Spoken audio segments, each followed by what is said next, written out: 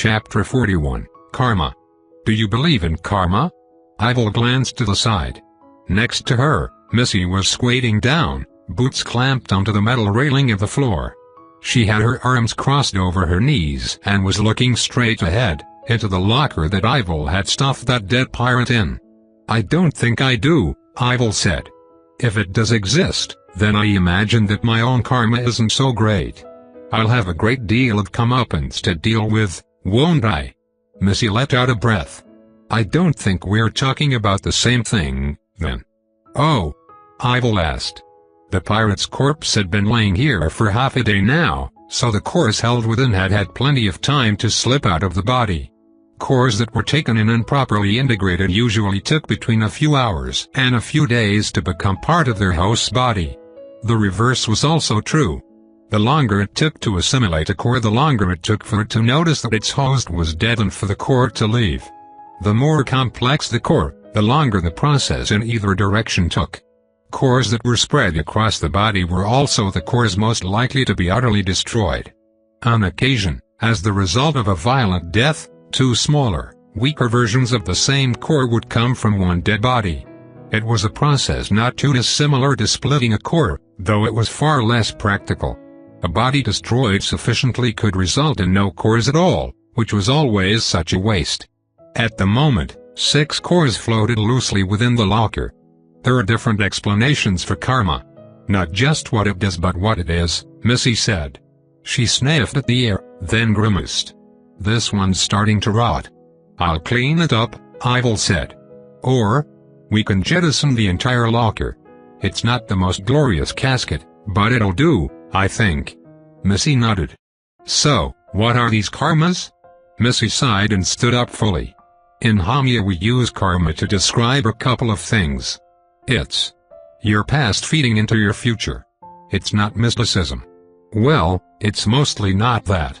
Karma is genetics and how you were raised in psychology all wrapped into one. Your past, meaning the circumstances of your birth, the genes passed on to you from your parents, and even the choices you made as you were young, all feeding into your present to make you who you are now. I think the idea is that it's a lesson. A lesson? Ivil asked. Do good now, and maybe you'll reap the rewards of it later, Missy said. She looked to Ivil, meeting her eyes without fear or reproach. Thanks. For what you did on that station, for keeping 2-6 safe. I can't imagine that you didn't have ulterior motives, but I appreciate it all the same. Ivil allowed herself to smile. You're very welcome. Though, you're right, I did have some ulterior motives. I'm not sure how wise it would be to admit to them. They're rather petty, I think, in the greater scheme of things. Petty, huh? Missy asked. She narrowed her eyes, scanning Ivil up and down. Yeah, you seem the sort. Now, what does that mean? Missy just grinned in reply. So, 6 more cores, huh? Ivil glanced over to the cores, then made a quick slashing gesture towards them, more for Missy's benefit than anything. This one, she said as she arranged them in a line and pointed to the leftmost, is the most powerful in the lot. A blank type core. They're rare. A blank type? Missy asked. A stealth core. Ivil nodded. Meant to counteract core sensing abilities. It's an interesting core to have. As per Martian classifications it would be considered a metatype core. Because it interferes with cores directly? Missy asked. We call those trumps on Hamya. That's the gist of it, yes, Ivil agreed. This next one is a self-regulation core, for temperature. Very common. Useful, once you're around C or B ranked. A lot of cores generate waste heat, or use the body's heat to function, so you always run the risk of having hypo or hyperthermia. Seems useless otherwise, Missy said. Ivil shook her head. Don't underestimate even the simplest and most common of cores. There's a time and a place where they can be exceptionally useful. For example, with this one, you wouldn't have to buy nearly as many clothes since you can self-regulate your temperature, and you could wear nice outfits all the time. Missy's expression flattened. Are you saying someone assimilated a core just so that they can wear skimpy clothes all the time? Nonsense, Ivil disagreed. Women are beautiful not just when wearing skimpy clothes, but no matter what they wear. You're very attractive in your jumpsuits and casual spacer wear, and Miss Sterlingworth is very attractive in her more formal outfits, but neither of those are the kinds of things you might want to wear in any location, not when some places would be too warm or too cold for it. Missy stared at Ivil for a moment more before shaking her head. "Weirdo," she muttered. "What about the other 4? Ivil pointed to the third. "Common glowing core. Affects the user's skin. Gives it a faint bioluminescence." She pointed to the 4th. "Weaker musculature improving core. It doesn't strengthen your muscles. This one acts more like a nutrient efficiency system in your stomach. It modifies eaten materials so as to promote muscle growth. This 5th core is an electrical discharge core. It acts as a capacitor and lets you discharge it. And this last one is the only other non-common core." "Oh?" Missy asked. Ivil made the 6th spin about. It was round, as most were, but it also had 2 small protruding chevrons. "A shield core. A kinetic shield. It's likely very weak, a split core as well." "I guess a weak shield's better than nothing," Missy said. Ivil hummed. "With the capacitor core, it can be overcharged, but that would create a lot of heat in the user's body, which the temperature regulation core can handle. The 3 working in tandem actually make for a good combination. 2 of those, the shield and regulation cores, are splits, so I suspect that Miss Herring here was planning her build, so to speak." "Smart," Missy said.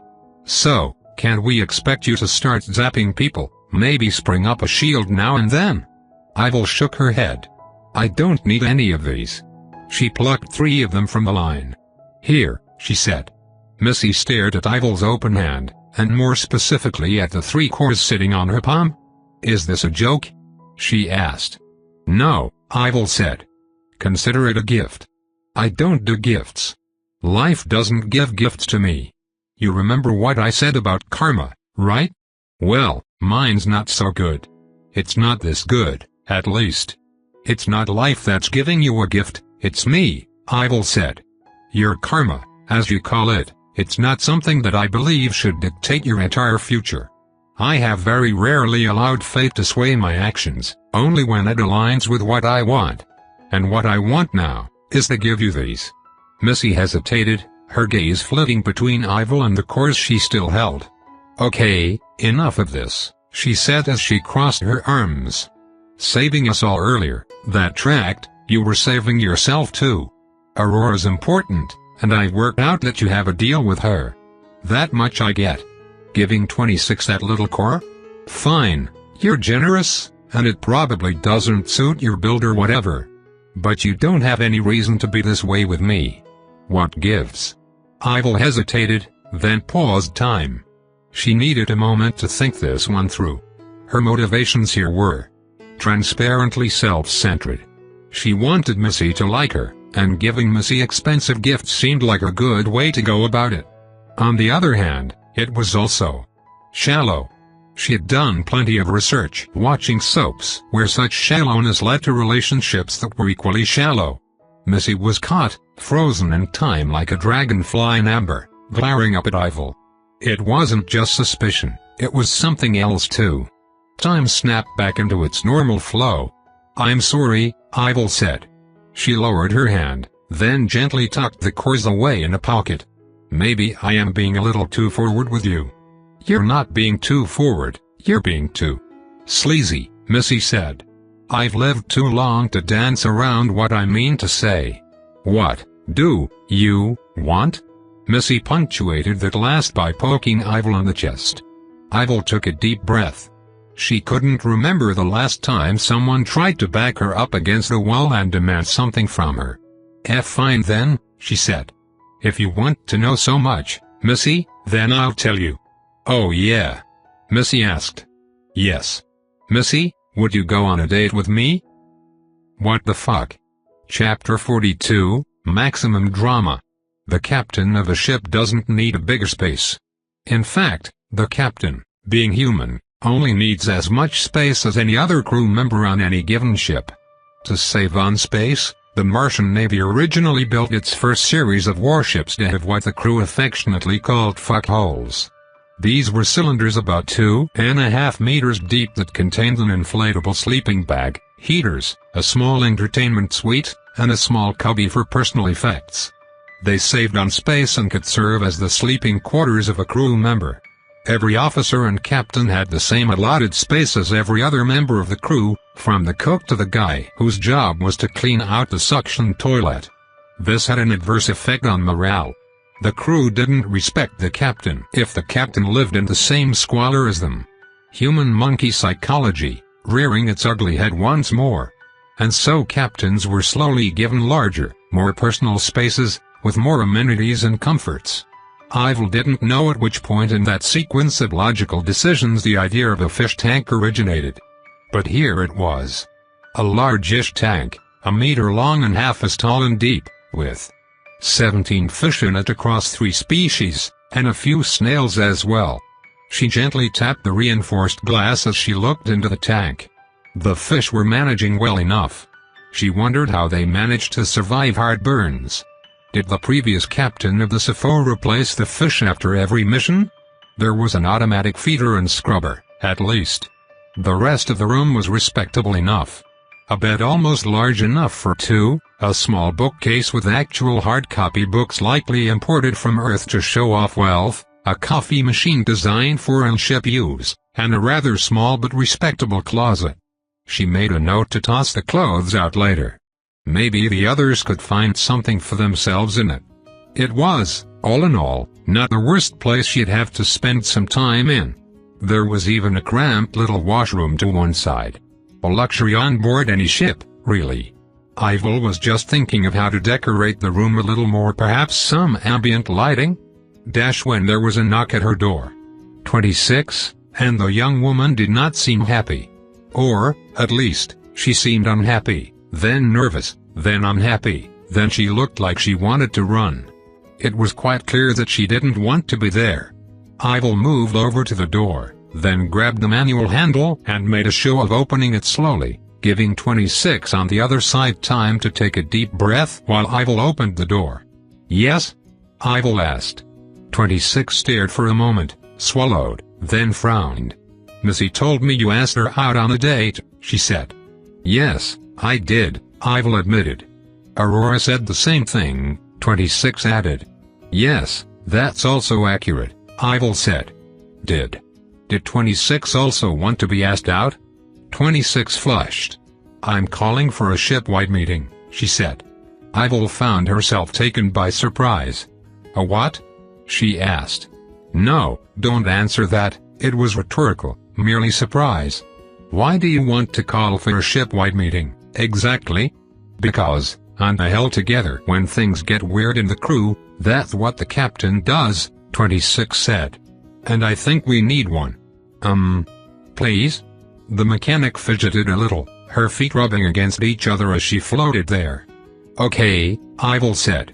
"Let's call a shipwide meeting. As long as the others aren't overly busy." She was aware that they weren't. Aurora was in the cabin that should have been the first mate's, arranging the few things she had. Missy was below, in the ship's kitchen listening to something in one earbud while she cooked, head bobbing. It looked like she was almost done, in any case.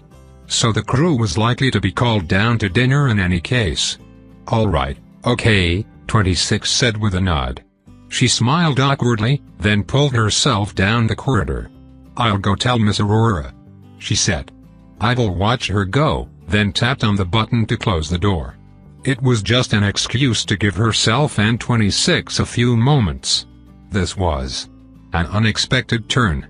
Was 26 this upset about what Ivil was doing? Then again, discovering that someone was dating multiple people at the same time was a pretty common source of drama.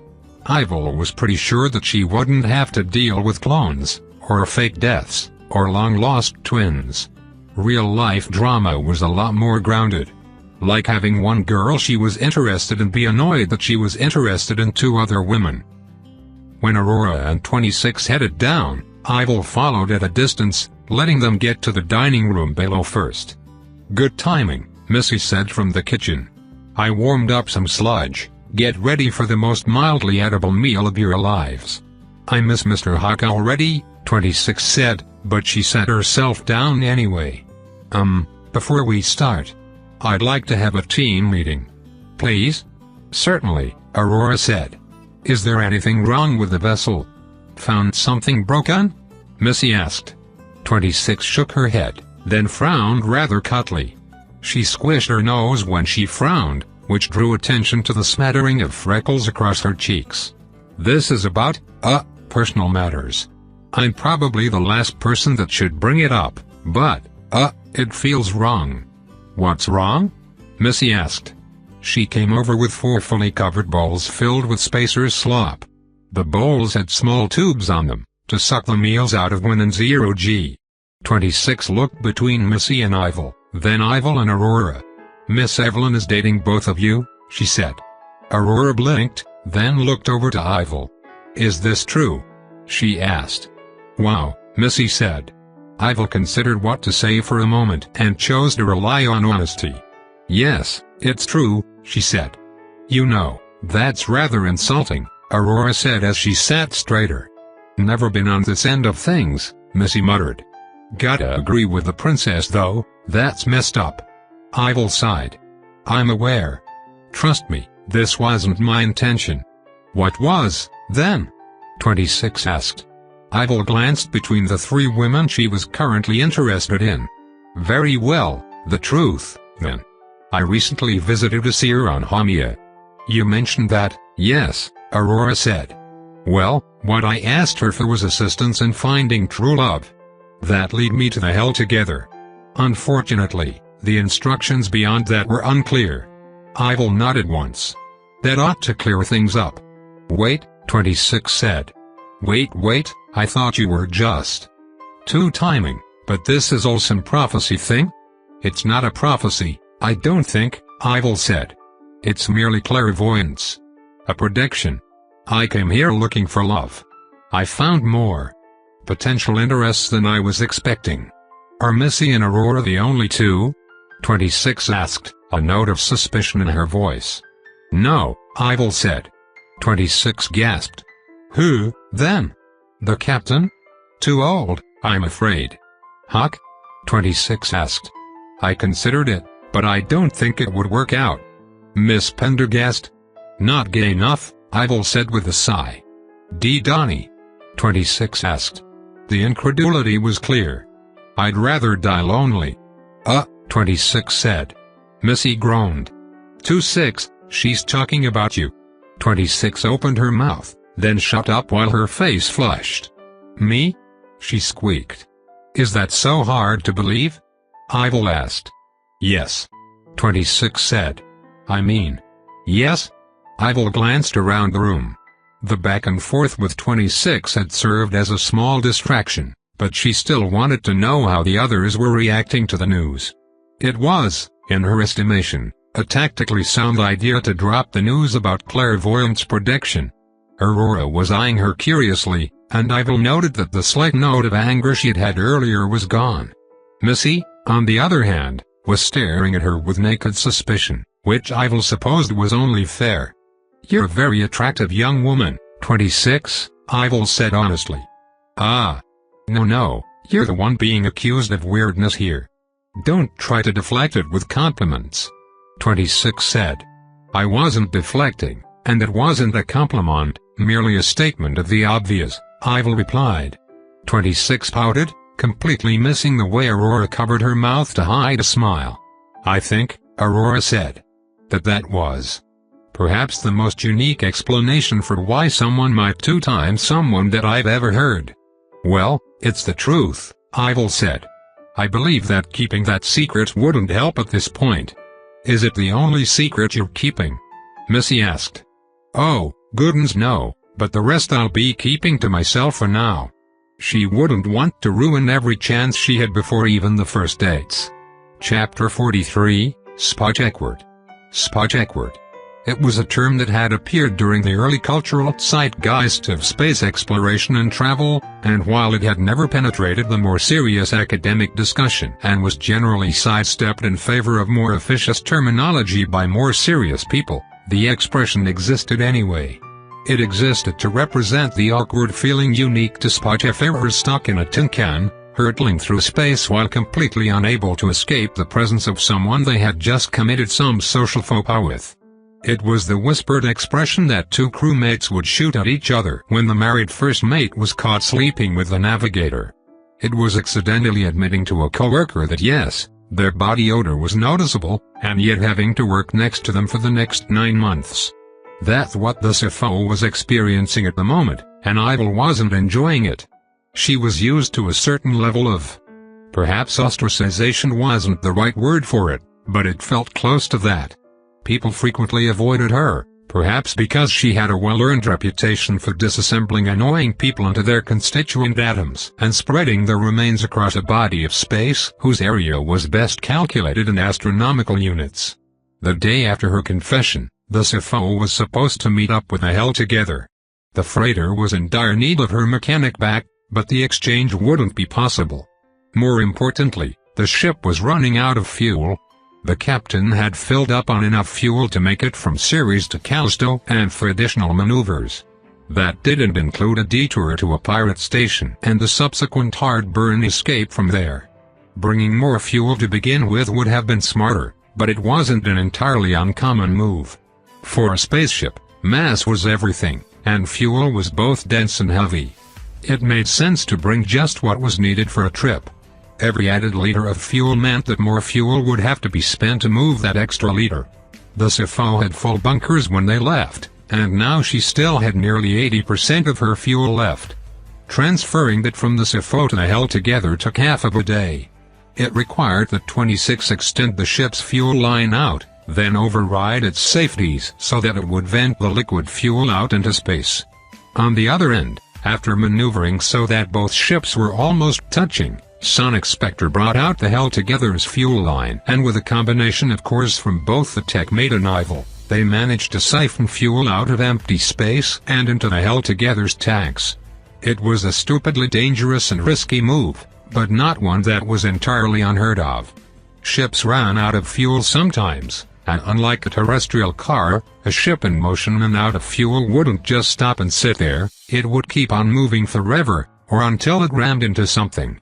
There were ships across the solar system designed to fly fast and hard and carry enough fuel to refill the tanks of wayward vessels. Then the pilots of these refiller ships would send in an invoice with so many zeros on it that some captains had aneurysms on the spot. All that to say that while it was a difficult trick to pull off, it wasn't entirely unconventional. There were overrides and systems in place to accommodate for an in-motion refueling, even for a ship as old as the Ivil Together. Once that was done, they adjusted their flight. The hard and quick burn away from their piratical friends hadn't been aimed all that accurately, and so they needed to make adjustments on the fly. By the end of the day, a mentally exhausted Ivil returned to the captain's cabin and laid down on its bed, fully clothed. She didn't need sleep, of course. She had some 36 cores that all worked in different ways to prevent her from needing to sleep, and the exhaustion she felt at the moment was more emotional than purely mental. She had cores that kept her mind sharp as well. They were necessary, actually. It was all well and good to have reflex enhancers, time dilators, and a dozen abilities that let one think faster, but if a core user couldn't keep focused, then all of the thinking speed in the world wouldn't matter for much. Right now, however, she was feeling the kind of tired that no core could fix. Actually, that wasn't true. She was aware of and had once had access to some cores that could fix emotions. Some of them played on the user's mental state, allowing them to regulate their own feelings, and others were empowered by certain emotional cues. She had once discovered a core that made a person's eyes light up when they were happy, another that allowed the projection of heat when angered. She didn't want anything to do with those. They were only a step away from the kinds of cores that turned someone into a sociopath, into someone who was more machine than man, and while that might be the end goal for some, she didn't desire power to the detriment of sanity. It was why she was on her current quest. After a decade of relaxing herself by watching her favorite soaps and reading raunchy romance novels, Ivil realized that she wanted what she was reading. It wasn't a desire born of lust, not entirely, Nor was it just some whim. Ivil had spoken to her therapist about this at length. She wanted to experience companionship and before that, romance. But failing at that would be utterly unacceptable. Not only would it be somewhat frustrating, it would also lose her precious time, and perhaps jeopardize her reputation. Her therapist had proposed that she buy a dog. She had proposed a long walk out of a short airlock. Her therapist had, at the moment, crossed out the next suggestion: get a cat without bringing it up. The therapist was a professional, however, and had easily shifted tracks. First, they tried dating apps. Ivil found these entirely insufficient. She had seen a few interesting prospects, of course, but after sending Mint in to inspect these under the guise of national security threats, she found all of them to be liars or entirely unsuitable, no matter how suggestive their profile pictures. She couldn't believe how many people simply lied on their profiles. How could these people expect to start a relationship if they were outright lying from the start? So, she had started looking elsewhere. The thought of visiting a pleasure world like Phobos had crossed her mind, but she wasn't looking for sex, she was looking for love. There were plenty of people in the Martian Navy who were somewhat interesting as well. Many of the women and some of the men were rather attractive. The Navy had strict standards for physical fitness, after all, and it was filled with bright-eyed young hopefuls, but, well, that would be dating a coworker, and a subordinate at that. Not to mention, over a decade of heavy propaganda led most of them to be rightly terrified of her. There were a few that were brave enough to flirt with her. She'd been asked to dance once or twice on the rare occasions where she attended that sort of political event. But more often than not the flirter was just trying to climb the ranks. It wasn't love, it was sex with power plays. Ivil didn't want sex. Well, okay, she did, but that was easy to procure. She wanted a life partner, someone to grow old with, someone who would be tender and kind to her, that she could bicker with, that she could dote on. Ivil kicked her legs up and down on her bed, safe in the knowledge that no one would ever know that she, a perfectly grown woman, was throwing the equivalent of a tantrum. The seer had tricked her. Why did she have to find so many potential lovers here? Why not just the one? But then, the choices were good. 26 was the cutest little genius. Ivil wanted to pinch her freckled cheeks and give her an entire shipyard. Missy was dark and daring, with a dangerous, sexy past, and the way she wore that jumpsuit had Ivil thinking unwise things. She was the kind of woman that would encourage Ivil to do some truly dangerous things, but they'd be fun. Aurora was a calm, cool beauty, the sort of princess-like woman that would be the star of any soap, only she was real. Shrewd, too, with a whip-fast mind and the sort of ambition that would lead her to taking over the entire solar system if given the chance. Ivil grumped into her pillow. At least, on the bright side, she only had to pick between 3 cuties. Interlude 4, The Nightshade. Of all the bounty hunters around the Jupiter circuit, there was none more respected and feared than the Nightshade. When the Nightshade showed up, bowels were emptied, prayers were made, and pirates across the Jupiter circuit disappeared in explosive conflagrations. People assumed that the Nightshade was a beautiful woman. They had a mental image of what she looked like, and there was plenty of salacious art. A bombshell babe, a femme fatale, ready to step on some lucky pirate's junk before putting a hole in his head. She flew a heavily modified Corvus 501B Night Stalker. It was the principal fighter interceptor of the Earth Alliance at the start of the Third Intersystem War. The fighter was phased out by the end, but it had a good reputation. The Night Stalker wasn't just a reliable fighter, it was a sexy one.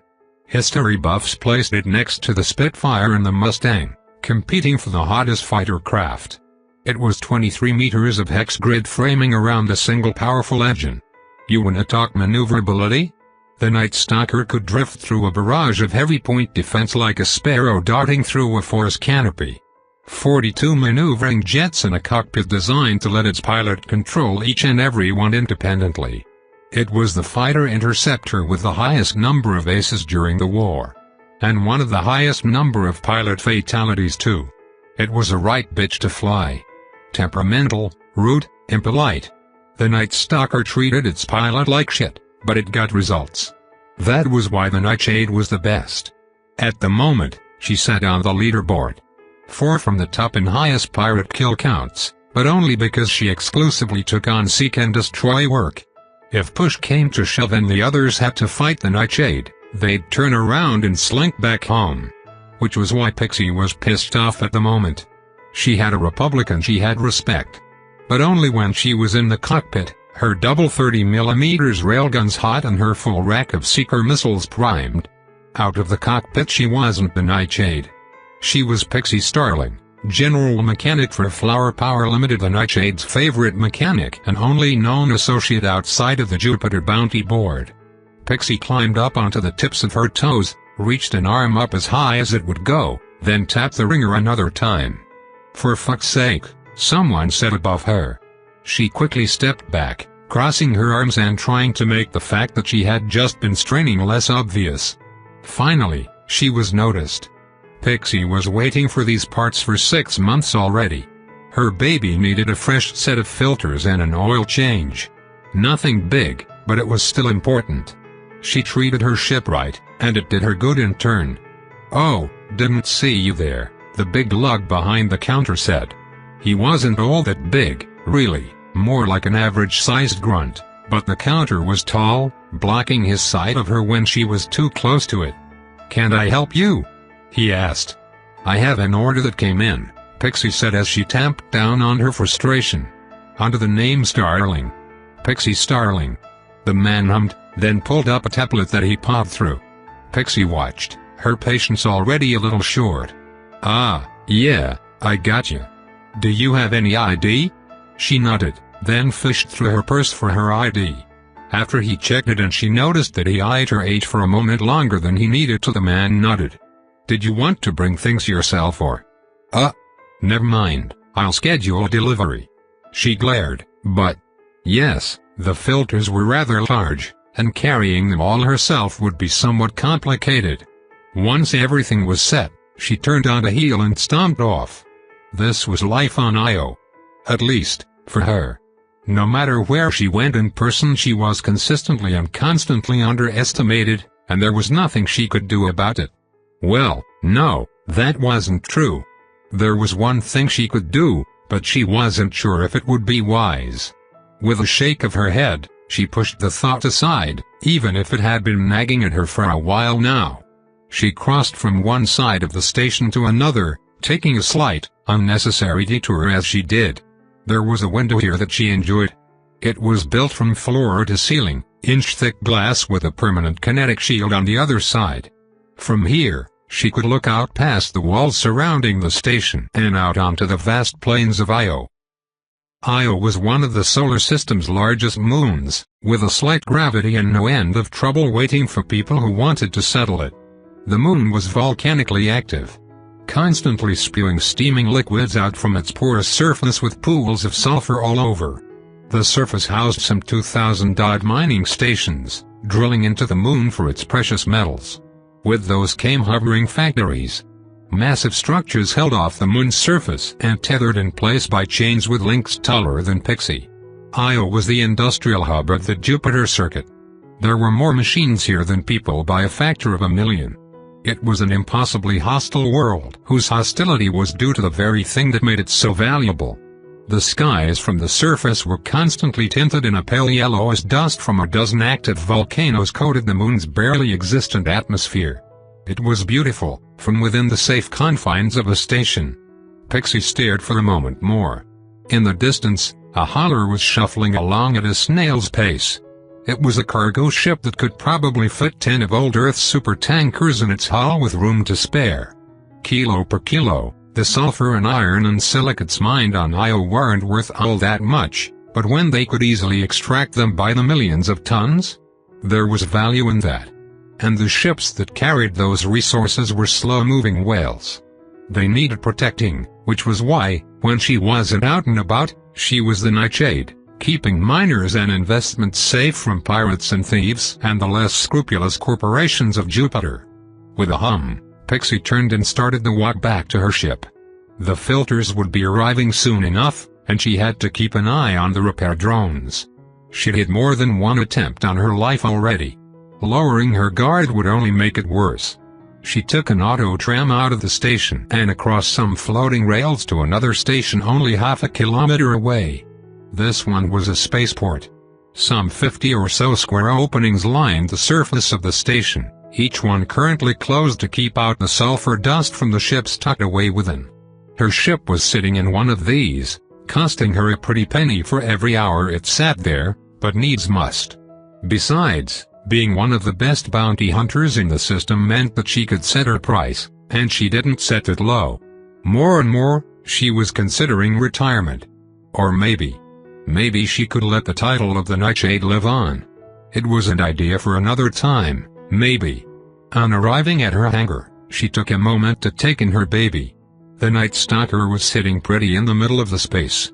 Usually, teams would share a hangar. There was room for a dozen smaller fighters, and even a larger interceptor like her Night Stalker only took up a fraction of the space and here, but, well, she had money to burn, and having a whole space to herself meant that someone coming to mess with her shit would be all the more obvious. Pixie walked towards her ship, pausing near the nose to reach up and pat it. She couldn't reach. Grumbling to herself as the moment was ruined, Pixie continued on around the ship and sent a signal to open the ramp. It lowered, and she climbed aboard. Within was a small living space. A tiny cooking spot, a fold-out table, a few drawers and cabinets for gear and such. It was a tight space to live in, but she didn't mind. Space was a premium on any ship, and on a fighter that was doubly true. Closing the hatch, she slipped out of her boots and put them in a box that she clamped shut, then she changed into something a little more comfortable, her custom flight suit. As she started to warm up a meal, she connected to the station's internet systems. It didn't take long to notice that she had a message waiting for her. Well, no, she had a few dozens. Work offers, interview offers, one threat fewer than usual and some administrative crap, but only one message jumped out to her. To Pixie Joe 4586439843435 @spacemail.com Miss Imarso 254852448 @spacemail.com sub, I need a favor. Pixie's heart skipped a beat. Then she stilled it with a frown. Yes, it had been a while since she'd last talked to Missy, but she was over the worm. It was done with. Missy went on and did her own thing. Pixie wasn't going to fall in love so easily with the next tall, dark, and dangerous woman she met. She promised herself. Interlude 5, Minty Fresh. The situation around Jupiter was warming up, though to the average person it was probably business as usual. That was mostly because the powers that we were trying very hard to keep it that way. On the surface, things were calm. Shipments were coming and going, the economy had hit a slight recession some 4 years ago, but it was recovering steadily now and the unemployment rate on most of Jupiter's moons was almost at a historic low. Immigration was relatively strong, and the buying power of the average Jovian was pretty high at the moment. Not as high as people living in the best parts of Earth, and not quite as high as the Martian citizens, but still, impressive. Jupiter was well on its way to becoming the third superpower of the system, and so Mint, Martian intelligence, was keeping a steady eye on the planet's many moons. Which was why they were quick to notice that something was going on. Mint Agent 2514, current name Ava Knightley, was one such agent. Her day job was as a clerk for a small accounting agency on Ganymede, one that specialized in small business accounting, especially for shipping companies. The job was alright, actually. Surprisingly quiet, and her tasks for Mint were relatively straightforward. No assassinations, no real subterfuge beyond copying some files and relocating them into Martian hands. Once she was tasked with fudging a few numbers for some unknown, unspecified reason. She did so, and never heard anything about it again. That was actually pretty normal for her job. A good Mint agent did as they were told, kept their head down, collected data, and was generally an unobtrusive cog in the machine until they needed to act. This task was a little boring, sure, but it would look good on her record. One day, she wanted to move up to operations, where she would be directing other Mint hopefuls through their own missions and calling the shots. She didn't imagine herself being a bigwig. Ava was born and raised on Mars. She had a mother with whom she argued frequently and a father that doted on her. She had done her mandatory time in the Navy, though she transferred to Mint early on in her career after passing a few officer candidate tests. Her life was so perfectly bland and ordinary. She wanted more out of it. She wanted excitement, so when the offer came to become a field operative, she jumped on it. If only it wasn't so dull. Then, one fine morning, as she was scrolling through the news and trying to memorize as much as she could about the movements of the various moon-based governments around Jupiter, she received a small text. It was from her friend, Nadia, a person who didn't exist. Nadia, hey. Ava, hi. Been a while. Nadia, forever and ever. We should catch up sometime. Ava felt her heart flutter, and she sat up straighter in the cushioned office chair her rear was parked in for 6 hours a day. Ava, sure, whenever you want. Nadia, hey, did you ever eat at the Bonjour in Dome 44? It's super duper good. Ava, I haven't, it's a bit pricey for me. Nadia, Nana, don't worry. P, I've got you covered. How's 1430 sound? Ava blinked, then looked at the digital display in the corner of her vision. It was 13:20 now. Leaving right away would mean leaving work. But there were a few simple codes spread into those texts. Super duper was common shorthand for high priority. The fact that Nadia was using common codes, instead of a specific set of codes that only Ava would know, was telling. In a serious mission, Ava would be made to memorize a whole set of unique markers and identifications. This mission was the opposite of serious. It was a job that needed doing, but that was all. Ava sat up straighter and then pressed a hand against her stomach. She focused for a moment and activated one of her cores. It was a must-have for all agents. It immediately made her feverish, turned her skin a little pale and made her incredibly nauseous.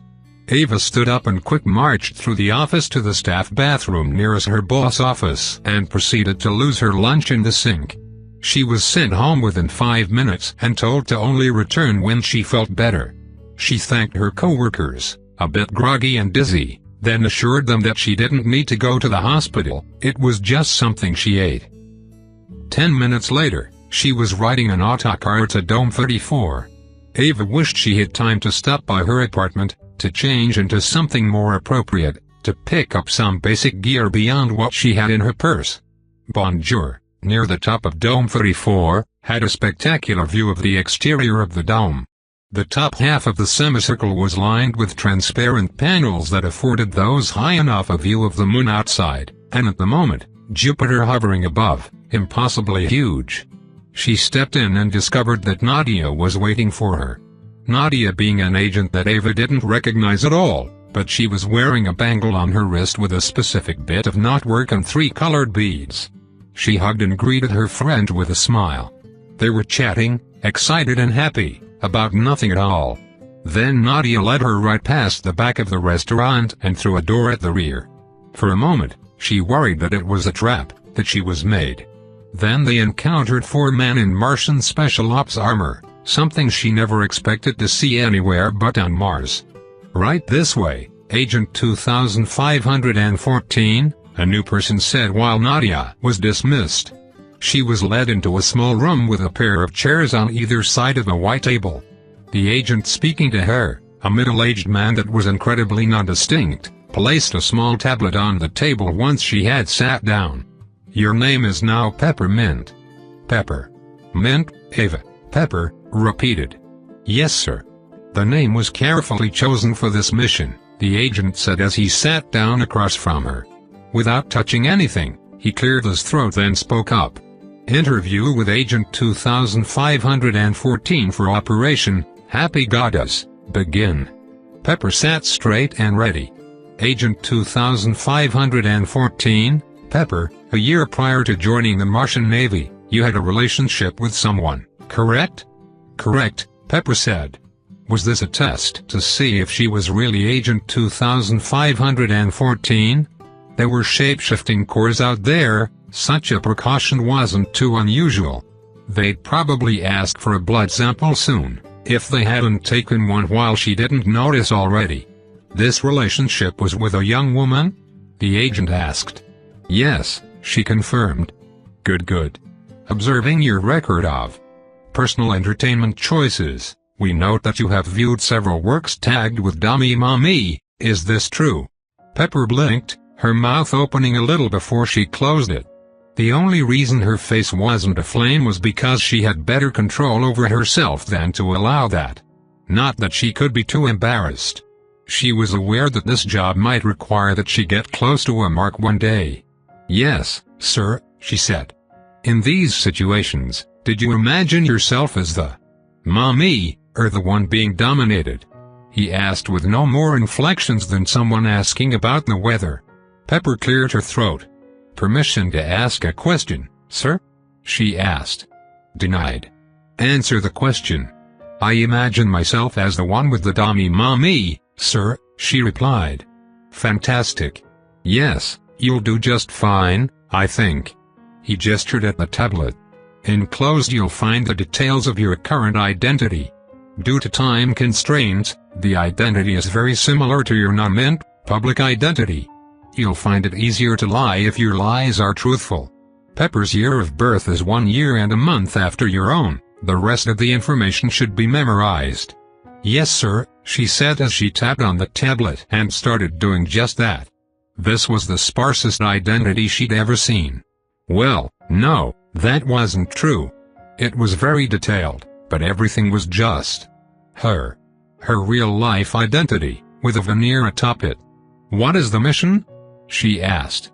You will be attempting to enter the good graces of one Miss Ivil, a Martian astroarchaeologist on her way to Callisto, likely on board a pirate vessel that she commandeered quite recently named the Sappho. Pepper blinked, taking that in. Understood. What do I do once I approach Missville? Romance her. Pardon. Or, alternatively, allow her to romance you. This operation's goal is to have you, or Missville, or both, fall in love with each other.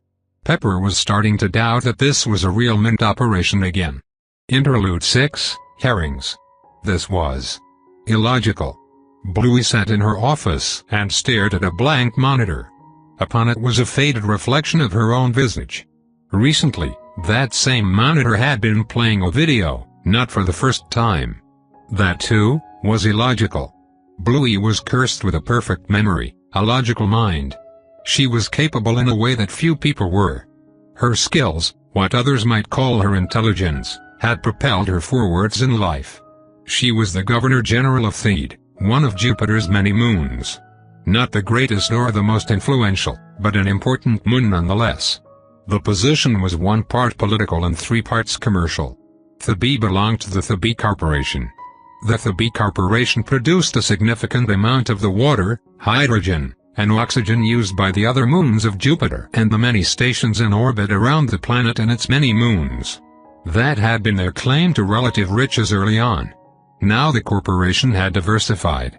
Mining was still its mainstay, though recently they had taken to capturing comets and other sources of ice through the system and bringing them back to Thebe itself for processing. The moon was a small one, with a limited amount of resources. More importantly, it was close enough to Jupiter to make certain maneuvers more costly. Thebe would never be a large or powerful moon. It lacked the geographical advantage for that. What it could be was an economic powerhouse far larger than its size would suggest. At the moment, Thebe was the 6th richest of Jupiter's moons, despite being on the smaller side. Soon, they'd be the 5th. This growth was logical.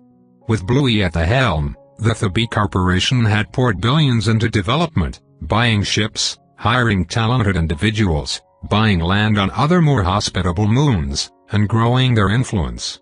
This had quickly paid itself out. Raw resources like water and air had to be kept relatively cheap. The price was artificially lowered for the sake of the citizens of Jupiter. That meant that the Thebe Corporation, major provider of these resources, was often paid in favors and with resources that weren't exactly monetary. This too, was logical. Bluey had leveraged things to the hilt, pushing as hard as she could.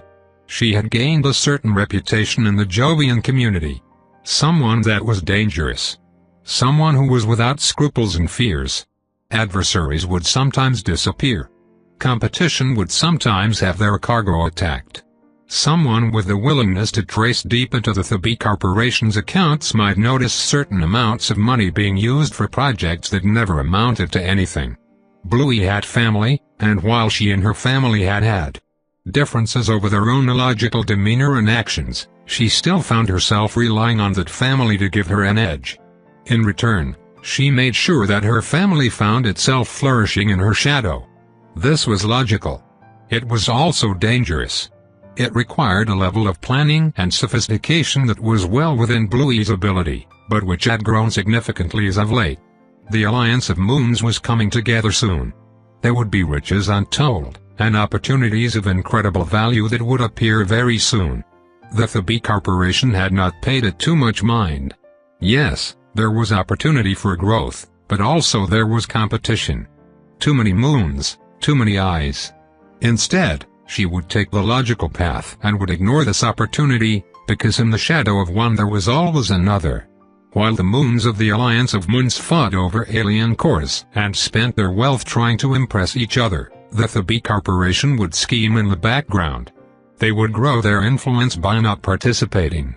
Instead, they'd sabotage the efforts of others. Remove some competition, make fools of smaller moons, then when all was said and done, the B would appear like a strong, noble contender. A moon untouched by the drama and infighting the others were openly participating in. It was a sound and logical plan. And as always, Bluey found that she could rely on her family to help. Until now. She felt her arm lash out, then pain racing up her arm. Her closed fist was buried in her monitor. "Miss Herring," a secretary said as she bustled into the room and skimmed over the floor to Bluey's side. Blood was pouring out of the cuts across her knuckles, slowly pooling down in the B's negligible gravity. "Oh no, what happened?"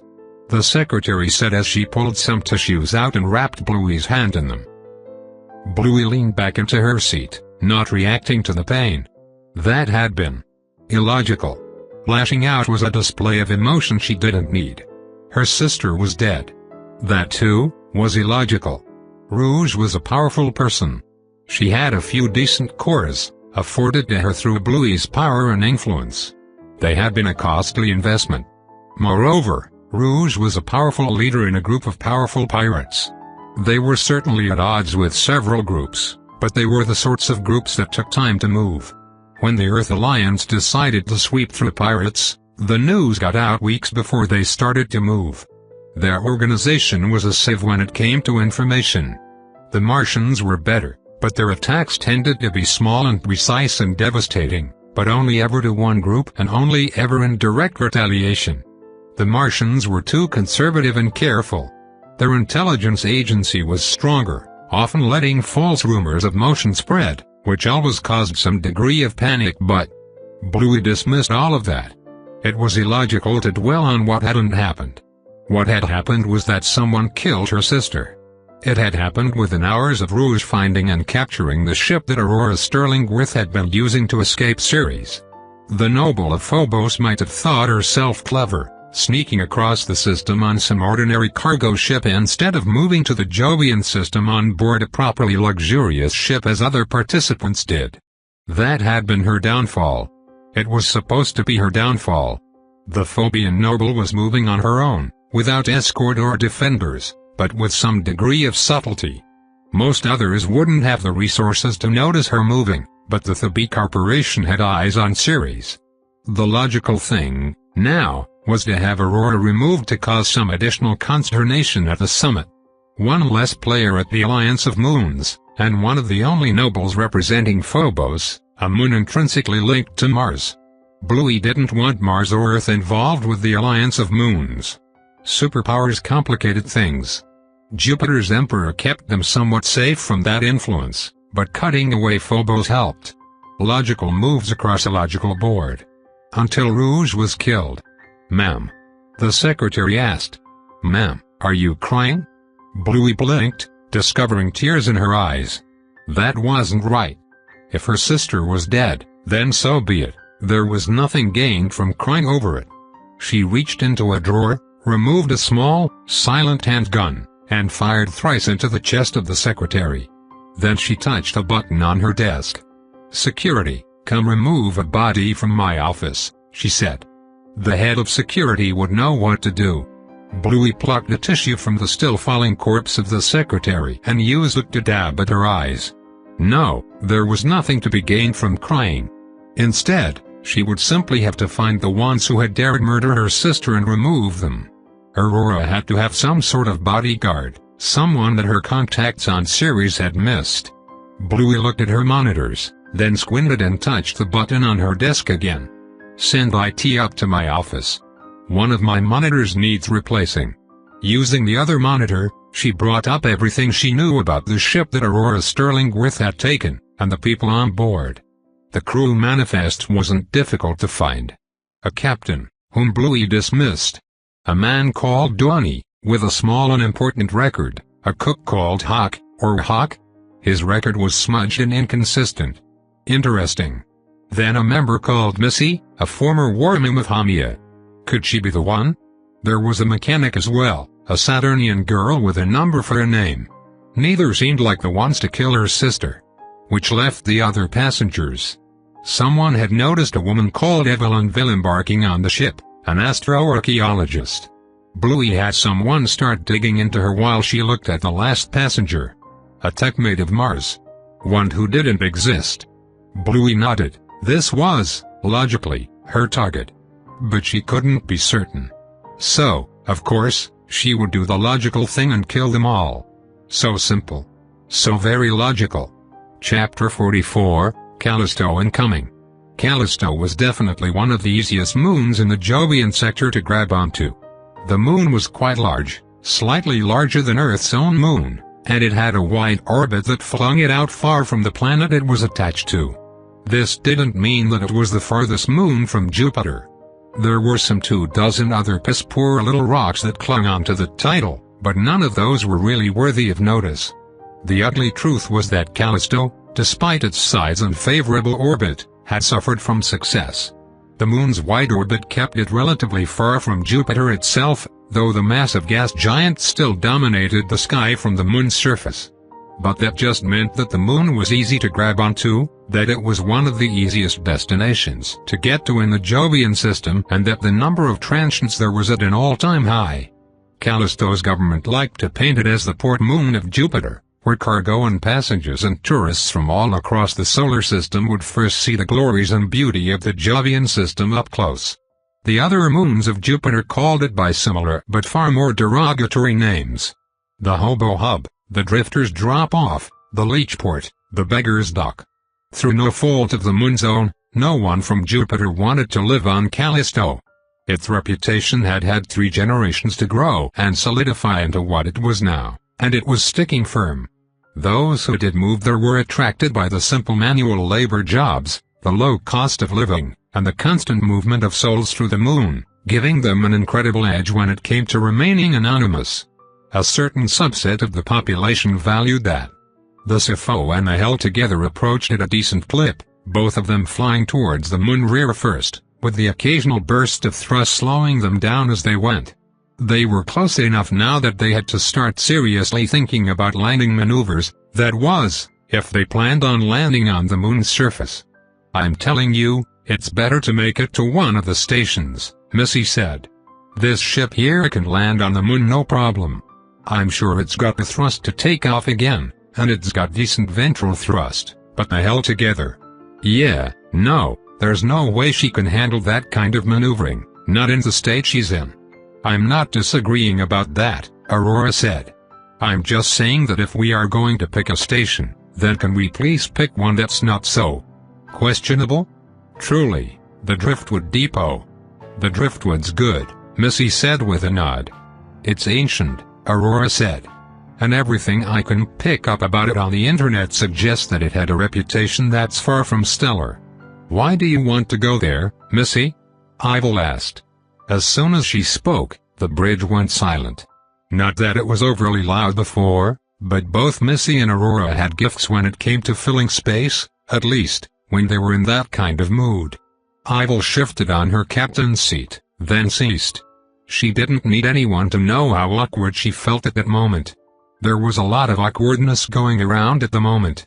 All of the women on the ship were now aware of her goals, and they each took the news differently. Missy was eyeing Ivil whenever she thought she wouldn't be noticed. Aurora was trying to strike up conversations about increasingly esoteric subjects, and 26 just blushed a lot and made herself scarce whenever they were alone in a room. Otherwise she was pretty normal. Missy hummed. Driftwood's kind of a lawless shithole of a station, but it's big. Lots of shady sorts prefer it, which I think makes it perfect for us. It's not the cheapest station either, but for a small tip or two you can have people just not ask questions when you come in. That sounds like exactly the kind of place that would be watched the most, Aurora said. Oh, yeah, sure, Missy said. But Driftwood knows that, so they're pretty good about misinformation and shit. Government types always think that they're slick, but most of the time it's pretty damn clear when someone's in their pocket, and that makes it easy to feed them all sorts of bullshit. Aurora frowned, but didn't deny it. That might actually explain a few things. There are a few locations of ill repute on Phobos that we were never able to penetrate with our intelligence apparatus. We always have to rely on locals, and the information we gain is always of questionable veracity. I see, Ivil said. Well, I suppose that it's not the worst location to arrive in. I imagine there will be facilities for both the Sifo and the Hell together. There should be, Missy said. Space for what? Came from the entrance into the bridge. Ivil glanced back at where 26 was slipping into the room. She smiled slightly and gave Ivil a little wave. What are we talking about? We're stopping at Driftwood, Missy said. Oh. I love Driftwood, 26 said. You can see so many cool ships there. I mean, you'll see a new one, here and there, but there are so many old ships too. I don't think there are too many other stations around Jupiter where you'll see such a big range. It's fantastic for ship watching. You're a ship watcher? Aurora asked. Uh-huh. 26 said. My dream is to see each and every ship ever made. Well, no, I guess that's a bit of a silly dream, isn't it? Ivil felt her chest constricting. She determined that she would soon buy one of every ship, then gift them to 26. And if the Earth Alliance was unhappy about her purchasing one of every warship they made, then she'd just take them. She was getting ahead of herself. They hadn't even arrived yet, not that she was in any hurry. There was a looming sense that arriving on Callisto would be the end of something. It would likely be the start of something as well, but she wasn't sure of what. The uncertainty displeased her, and yet she found herself comfortable in the current status quo. Missy and 26 turned the discussion towards which docking facility to use. 26 had opinions about the quality of repairs they could find, and was surprisingly more vocal than usual when it came to picking a good team for that kind of work. Ivil stood from the captain's seat and gently walked to Aurora's side. The young woman was looking at some information on the communications computer, specifically about Driftwood. Find anything interesting? She asked. Aurora started, then glanced back with a nod. Yes. Well, somewhat interesting. Driftwood really does have the kind of reputation that Missy alluded to, but I wanted to know more anyway. Have you ever heard of it? I can't say that I have, Ivil said. I've flown past Jupiter a few times, and I've stayed near it as well, but never in any of the less reputable stations. Right. I've been here too, but always on Ganymede, or one of its stations. That's where most of the local moons have embassies. And it's where this big meeting will be taking place? Ivil asked. Aurora nodded. That's right. We still have some time. I expected to arrive early, before most of the other representatives. Oh? Ivil asked.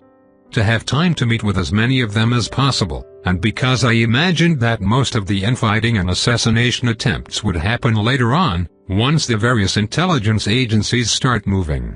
If I came before they had time to prepare, then I could be here, hiring the best guards and preparing myself long before they have time to start plotting anything.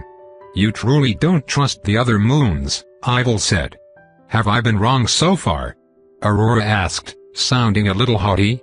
She dropped the act with a slight smile a moment later. I know politics, Missville.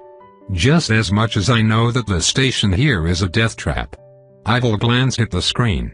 It had a history of driftwood on it. A look was enough to read the entire screen and understand it. Driftwood wasn't one station, it was 34 stations, all gathered together in one spot and interlinked together. The name was somewhat poetic for a place that only existed because two stations drifted so close together that their owners decided to merge them. It's going to be an interesting place, at the very least, Ivil said. I don't know if it's the kind of place where I ever dreamed of going on a date, though. Well, if you want the date to end with a bit of backstabbing, maybe, Aurora muttered. Chapter 45, Driftwood. Owing to its origins as 17 stations tucked under a single trench coat, Driftwood Station had a very loose set of laws, rules, and regulations. Initially, the two stations that met and started Driftwood, Drifter Station 7 and a small geostationary docking port whose name was an alphanumeric string, had their leadership sit down and compare notes. The result was a Driftwood Station with a set of rules pulled from both stations. Some had been cut out, others adjusted, and everyone was as displeased as they should be after a good negotiation. Then a third station joined, and they sat down once more, compared notes, made changes, adjusted the regulations. Before they were done, a fourth station joined, then a fifth. At some point the matter went to committee, which was a polite way of saying that the problem was given to a team of unpaid, overworked interns who didn't have any real incentive to figure it out. Now, Driftwood's charter was simple: don't fuck around and you won't find out. With as many contradictory rules as they had, everything was a crime, and so nothing was as long as the right people were in the know. It was anarchy, but they made it work. The locals actually lived fairly decent lives for people stuck on a drifting space station. The number of itinerants was high, but every so often Driftwood security would scoop them up and toss them onto a ferry heading out to wherever. Plenty of money exchanged hands here. Ships docked and didn't want any attention, and not getting attention cost extra. A ship refueling engineer on Driftwood Station could expect to make a healthy $16 an hour, which was about $2 shy of what they'd make around Mars. But the fee for keeping their damned mouth shut was an easy 100, and that made one hell of a difference. It was more than a lot of corporate ass-kissers made around Jupiter. As the Sifo and the Hell Together came in and docked in two side-to-side berths, Aurora found herself loosening her purse strings and pouring out a few thousand into the local economy to keep things on the down low. She barely even blinked at the expense. "All right," Missy said as she stretched. The last bit of flying was done by computer, and the Sifo's navigation and maneuvering software was pretty decent, but she still had to sit at the console and keep an eye on things for a few solid hours. "So, what now? I suspect that we're going to want to meet the crew of the Hell Together," Ivil said. She currently had a small worry that Missy and 26 would scamper off right away now that their home ship was so close. Still, there would be some delay. It's going to need a fair amount of repair, I imagine. Yeah. More than 26 can handle on her own. "We're gonna need to hire outside help on this one," Missy said. She stood, stretching her back out as she went. Surprisingly, Driftwood had artificial gravity. It was something that very few stations could afford. It either meant that there was someone using a core to create an artificial downwards pull, or the station had a machine built by someone with the right set of cores. That kind of thing didn't come cheap. Ivil stood herself, it was just the two of them on the bridge at the moment. "Will you be heading out right now?" she asked. "Think so," Missy said. "Aurora mentioned that she needs to research something, and I think 26 will be working on the Sifo first. It's pretty spotless, but there's some regular maintenance to do anyway, and it'll ease her into things. Plus, between you and me, I think she's afraid of starting on the Hell Together." "Oh?" Ivil asked. "It's a lot." That was fair, she supposed. The old ship had been through a lot, it would take a lot to keep it going. "Where are you going, exactly?" Ivil asked. Missy frowned. "Why? You planning on making me stay here?" "Not at all," Ivil said. The last thing you need to worry about is me interfering with how you want to live, or me stifling your growth.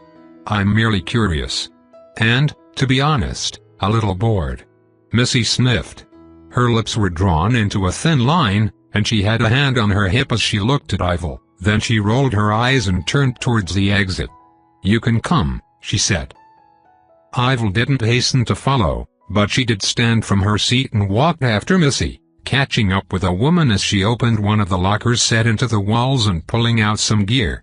First a handgun fit into a holster that she strapped on, then a simple coat to hide the gun pressed against her side. "Are we expecting trouble?" Ivil asked. "Not all of us are impervious to gunshots," Missy said. "That's fair. There's a lot of power in just being able to kill someone, even if you never plan on doing it. It makes negotiating so much easier," Ivil said. "Speaking from experience?" Ivil nodded. "Of course. So, are we going anywhere in particular?" Missy looked at her for a long while. "There's a bar that I've been to on this station once. It was pretty alright. How about you buy me a drink while we're there? And there's someone I have to meet later. An old friend." "I wasn't expecting you to ask me to go bar hopping with you," Ivil said. "I've been giving what you said some thought is all," Missy replied as she started towards the airlock. Ivil followed after her, and soon they were both waiting for the lock to go through its decompression cycle. "I'm pretty damn sure I'm not the one for you. Or for anyone else. But I get what you're looking for." Ivil blinked. She hadn't expected Missy to start talking about emotions and the like in such a casual way. "You understand me?" Missy laughed. "Fuck no. But I get you. No one wants to be alone, Evelyn. There's a lot of power in that. Back home, it was one of the only things keeping the anarchy at bay, because we all knew that as free as we were, we still needed to act a certain way or we'd be free to be alone." Ivil nodded slowly, uncertain of where this conversation was going. The airlock opened, and they stepped out into a small hangar space. There were a few discarded old pallets to one side, and more free space than the Sifo had room in its hold. Likely this was where items being loaded and unloaded from a ship would go, but they weren't here for that. "So, where's this bar of yours?" Ivil asked. "It's called the bar station," Missy said. "One of the stations that got folded into driftwood back in the day was this failed entertainment thing. Think part casino, part restaurant thing. Lots of crap like that. Anyway, bar station is. I have no idea." "Helpful," Ivil said with a small grin. "Hey, I've only been on driftwood a couple of times. It's a maze. And sometimes they move things around too, which doesn't help. There's always a map though, and shuttles. We'll find our way over," Ivil assured her. She was slightly worried about leaving the ship, but Sonic Spectre was nearby now, and she ought to be able to handle any moderate threats on her own. She was more interested in Missy's intentions. "So, is this a date or not?" Ivil asked. "If you keep asking it won't be one," Missy said. "Look, I'm good with hookups, alright? My entire life I've never had trouble with that kind of thing." "I see," Ivil said. She could understand why. Missy had an attractive visage and was lean and dangerous. While Ivil had a broad range of what she could consider attractive, Missy certainly fell into the upper part of that range. "What about longer-term relationships?" "My job didn't allow for that," Missy said. "Closest I've ever come was stringing a mark along for a while. If I ever wanted to get close to someone, I'd take a day or so off the hell together and find someone to have some fun with." Ivil wasn't sure what to think about that. She tamped down on the jealousy she was feeling. It wouldn't do to be envious of strangers. At the same time, well, she was never looking for someone puritanical as a companion, but she also didn't expect someone who was so open about her needs. "You got a problem with that?" Missy asked. "No, I don't think I do," Ivil said honestly. If that's what shaped who Missy was today, then so be it. Of course, if they were to go beyond merely dating, then Ivil expected a little more faithfulness in that regard. She wasn't sure if that was too much to ask for or not. She supposed that this was what the dating process was made for, in any case. Chapter 46, A Certain Type of Person. There were certain types of people that spent time in bars on dingy old space stations, and these could broadly be divided into 3 categories. The first were locals. People who genuinely went to these dives to spend a few hours with friends, inject some alcohol into their system, maybe watch their favorite sports and argue over shit that didn't matter. For these, the bar was a home away from home. Some were there to forget, because the dim lights, the unfiltered air and the easy access to inebriants made it so much easier. The second were there to prey on the first. They were people looking to meet others, to make connections in a place where others were willing and ready to accept them. It wasn't all nefarious. Some people just needed attention, and they found it there. Some were, because they needed more than just attention. And finally, there was the third sort, the kind of person that saw a shitty bar, with its 30-year-old decor, crappy audio and rowdy patrons as an aesthetic. They reveled not in the people but in the location. Missy was that last kind of person, Ivil realized.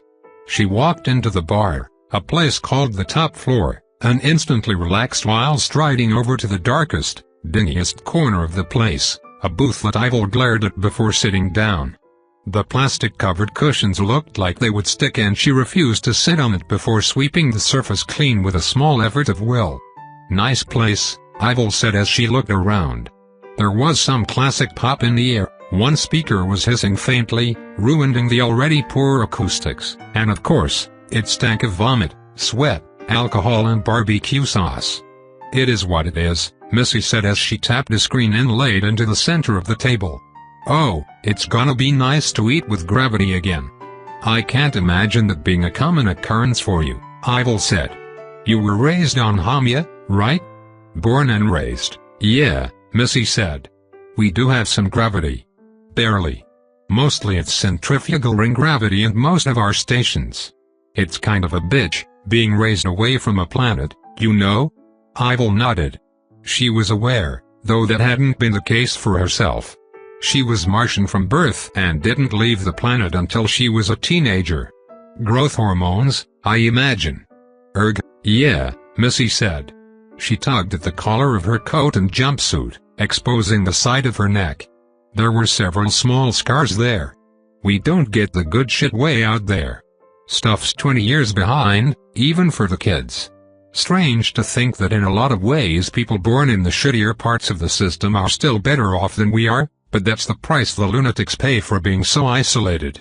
I've noticed that you sometimes talk about it as if you're part of the group, but then sometimes you don't," Ivil pointed out. Missy said. She gestured to the menu and she glanced over her options for drinks and the like. Ivil leaned forwards a little and scrolled through. Missy herself had ordered a driftwood martini, which was really just a sour apple martini with a splash of bourbon and a sugar cube. She didn't think that would taste good, so she scrolled until she found the simpler, better drinks. No titanium bourbon, but they did have a scotch that came from one of the moons of Jupiter named Scotch. "Food?" Ivil asked. "Yeah, some finger food couldn't hurt if you want it. You're paying after all." Ivil smiled slightly. She didn't mind. Actually, she was more or less aware of Missy's financial situation at the moment, and the prices for things on this menu were bordering on the criminal. She picked out a few things that would be hard to mess up, even for a place like this. "I am humming," Missy said with some confidence. "I don't know if I'm a lunatic anymore. Can we leave it at that?" "We can. I'm sorry if I stepped on your toes there," Ivil said. "If you want, we can talk about something other than our sordid pasts." Alright, do you follow Go All Ball? Hummy got its ass kicked by Mars last circuit, but we kicked Earth in the balls. Ivil grinned. "I don't follow Zero-G soccer much," she admitted. She did root for Mars, of course, but only tangentially. She wasn't one to sit down and purposefully follow the sport. "I do enjoy following though." "Mixed martial arts? Really?" Missy asked. "I kinda threw sports out there as a topic expecting it to get shot down. You don't seem the type.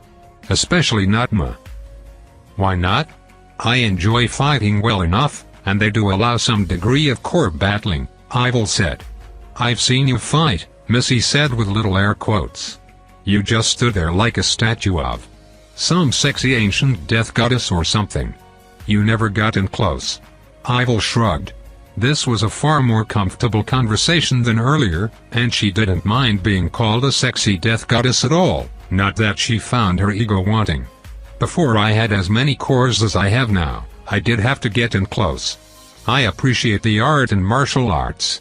There's something very beautiful about hearing the snap of someone's bones. And core wielders often underestimate how dangerous CQC can be." Missy nodded. "Yeah, that's fair. There." She hesitated for a moment, then went on.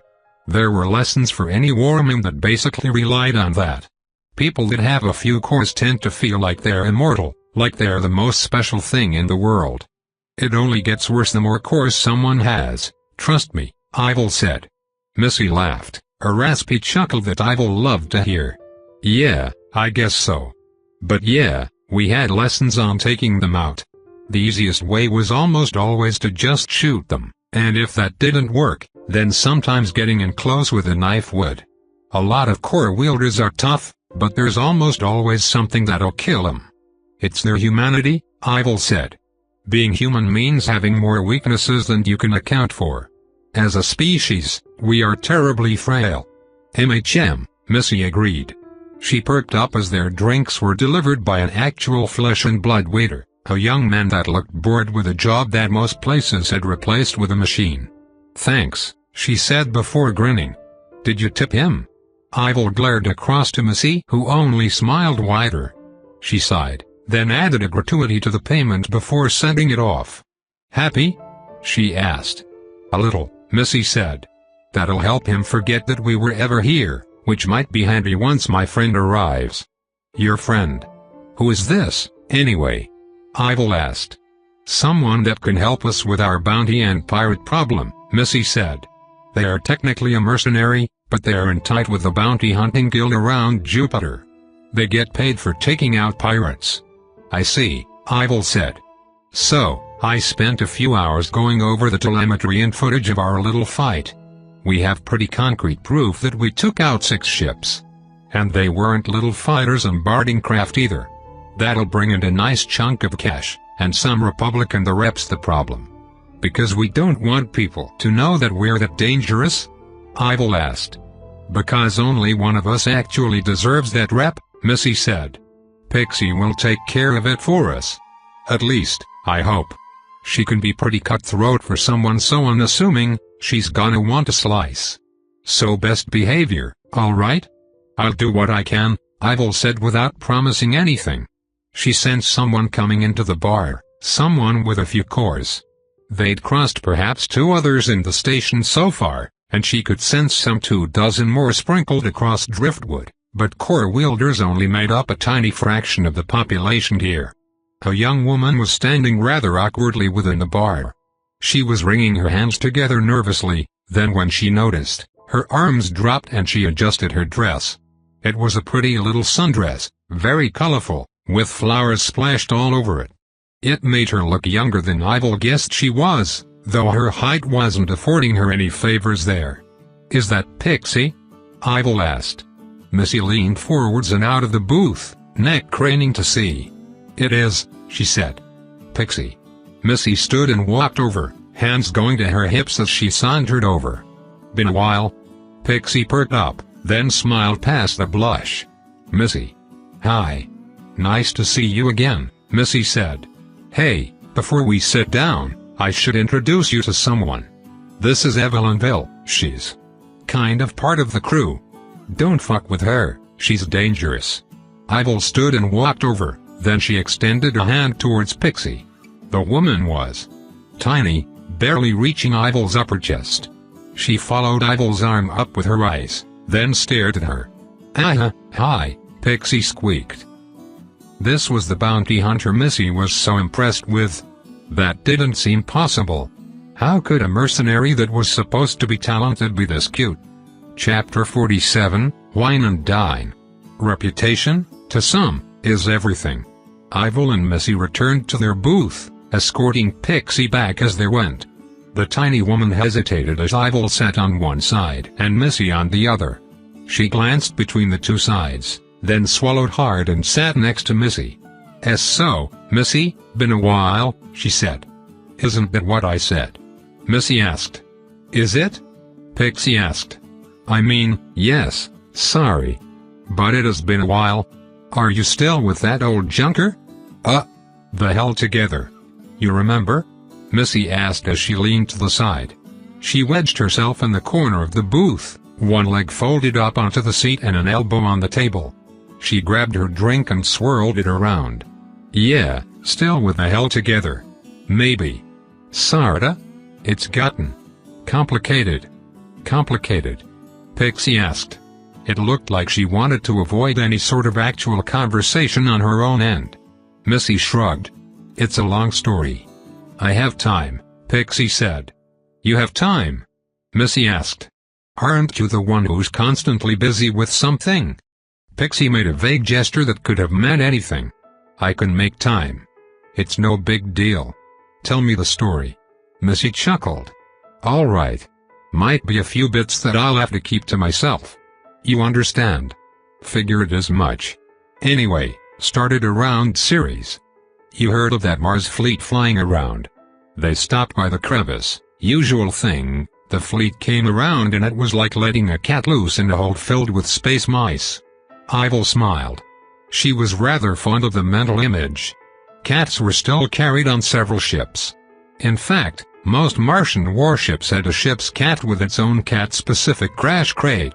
And mice. Well, there was no getting rid of such small, stealthy pests. Space mice, smiths to some, were well adapted to living in low-gravity environments. "I heard about that," Pixie said. She looked at the menu on the table and tapped out a quick order for a can of some sort of soda. "Did you run too?" "We weren't carrying any contraband, or anything suspicious. We chose to stay. Picked up a few passengers. Miss Tall, Dark, and Mysterious here included." "The hell together wouldn't normally have been my first choice," Ivil replied.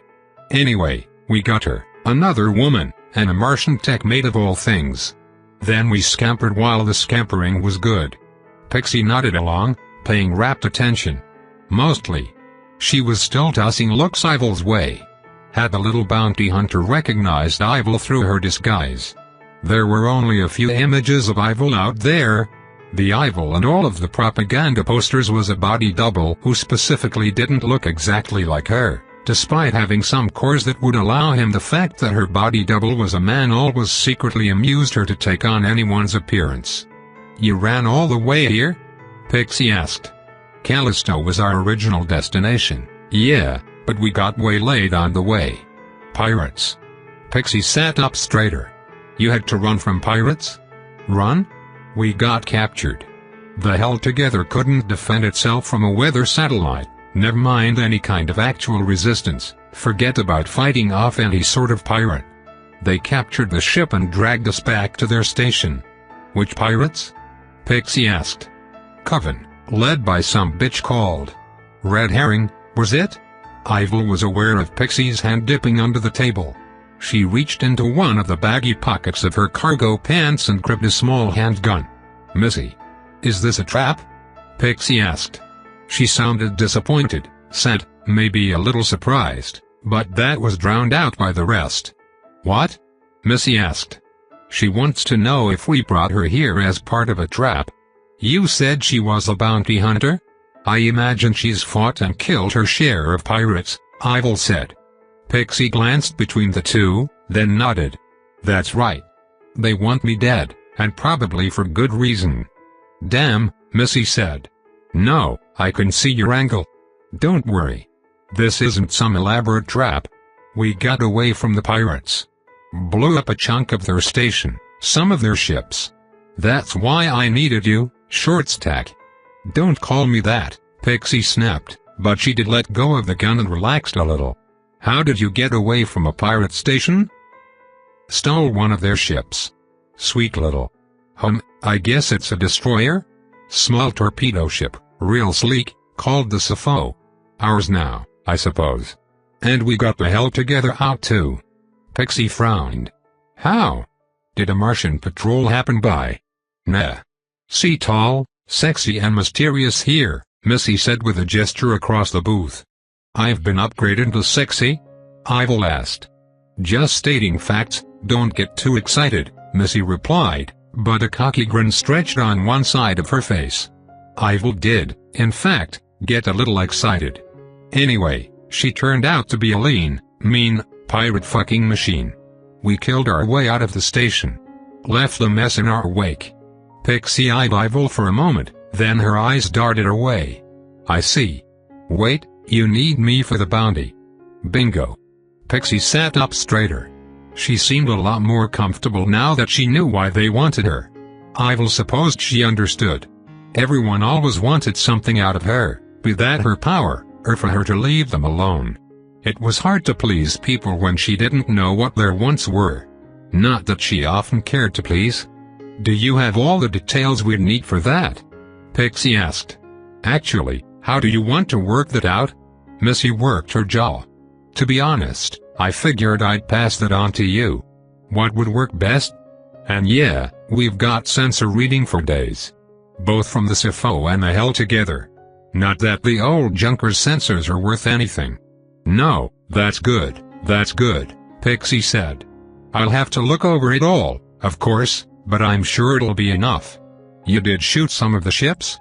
Thorium missiles, yeah, Missy said. A few direct hits, and then big explosions. Lots of friendly fire, but I hope that won't count against us. Pirates accidentally taking out an ally after you damaged them is somewhat contentious. The bounty office can be assholes, but they'll at least consider it, and I have some good pull with them, Pixie said. Cool, Missy replied. So, what's the best way of doing this? Pixie swallowed again. A nervous tick. This woman seemed full of those. Well, there's two options. You register as a bounty hunter yourself, use the first couple of bounties to fly past Journeyman, and then get your master accreditation. That means a bigger percentage for a few of the kills, but a much worse one for the others. They'll be looking over everything with a fine-tooth comb, too. Alright, Missy said. We kinda want the money fast. Then there's another option, Pixie said. You let me take the credit, at least with the board. I can let people know that I'm just calling it in. It's happened before with other hunters. Sometimes the cargo ship with a pea shooter gets lucky and the captain has some contacts in the guild. A bounty should be collected if it can be, you know? Anyway, I'd submit the bounties, and then I take a cut. Say, 20%. 20%? Missy repeated. You haven't even wined, dined and given me a good time before fucking me, huh? Pixie's face turned very red. Maybe not 20%. 10? 10 is still high, Ivil said. Especially for so little work. F for you, 5, Pixie said. But no lower. I'm staking my rep on this, you know? If this turns out to be a hoax, then I'm royally fucked. It's not a hoax, Missy dismissed. We have the scans and the ship to prove it. So, how soon do you think you can get this done? You know, telling me it's not a hoax and then asking me to hurry along isn't as reassuring as you might think, Pixie said. Ivil leaned forwards, catching Pixie's eyes as she did so. What Missy said was true. We did destroy a number of pirate ships, and killed quite a few pirates while we were at it. You can trust us. Pixie shifted in her seat.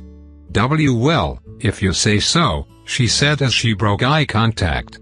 Anyway, business aside, it's nice to see you again, Missy. Yeah, you too. Sorry for, last time. You know how it is. Last time? Ivil asked. I kinda did a hit and run, Missy said. But hey, I'm always on the move, you know? Yeah, I know, Pixie said. She was trying to sound casual, but there was some hurt there, Ivil noticed. Chapter 48, Reputation. In an age where humanity is spread across distances best measured in astronomical units, it only makes sense that certain societal systems would fall apart. Long-distance relationships take on a whole new meaning when long distance can mean across the solar system. One thing never changed, However, if anything, it grew more important. Reputation. This wasn't just a natural evolution, though there are certainly natural reasons why in the current environment that humanity inhabits, reputations gained a significant level of importance. But the importance of reputations were also pressed hard by corporate and planetary interests. Want a decent, inexpensive warship that won't kill you with maintenance costs? There were several shipwrights around Earth that could provide, with decent reputations that stretched back decades. Spacers trust them, because if they fuck up, a lot of people will be dead. In a time where a single malfunctioning device could lead to the death of an entire crew, and therefore the loss of a ship and all it carries, reputations are something that everyone has to rely on. Losing rep was the quickest way to dismantle a corporation. Unsurprisingly, reputations extend to people as well as organizations. It's the reason why Ivil stepped back from the table where Pixie and Missy were drinking to use the ladies' room. She hadn't had to step into a washroom in over a decade, and she didn't plan on changing that now. Instead, she snuck to the back of the store and pulled out her pager. 3 button presses later and she had sent a wordless ping to Mint. She waited for a moment, timing her return with the return of another patron of the bar who'd stepped into the washroom nearby at about the same time as Ivil slipped by. She summoned a faint dampness over the skin of her hands. It wouldn't do for anyone to think that she was unsanitary. Then she started to walk back to the others. Her hearing picked up the two talking before she turned the corner and walked into either of their line of sight. It helped that they were sitting on the same seat, back to Ivil. So, Pixie said. Hey, I wanted to talk while Evelyn wasn't around, since, you know, it'd be dickish not to, Missy said. About what? Pixie said. About last time. I had fun. But then I kind of just ran off. Look, I do that a lot. There's a string of guys and gals across the system that I've spent some time with, but, you kept texting, and I got the impression that it's fine, Pixie cut in. Ivil slunk to the side, a sep field springing up around her to keep onlookers away as she snooped in. This was utterly impolite of her, but it was also great at gossip and drama. I don't think it is, Missy said. Usually, when I meet someone and we have a good time, there's an understanding. It's fun now, but it's not meant to last.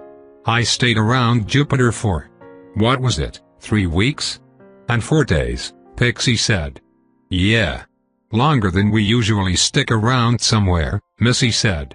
She tsked, as if to herself. The hell together was fluky.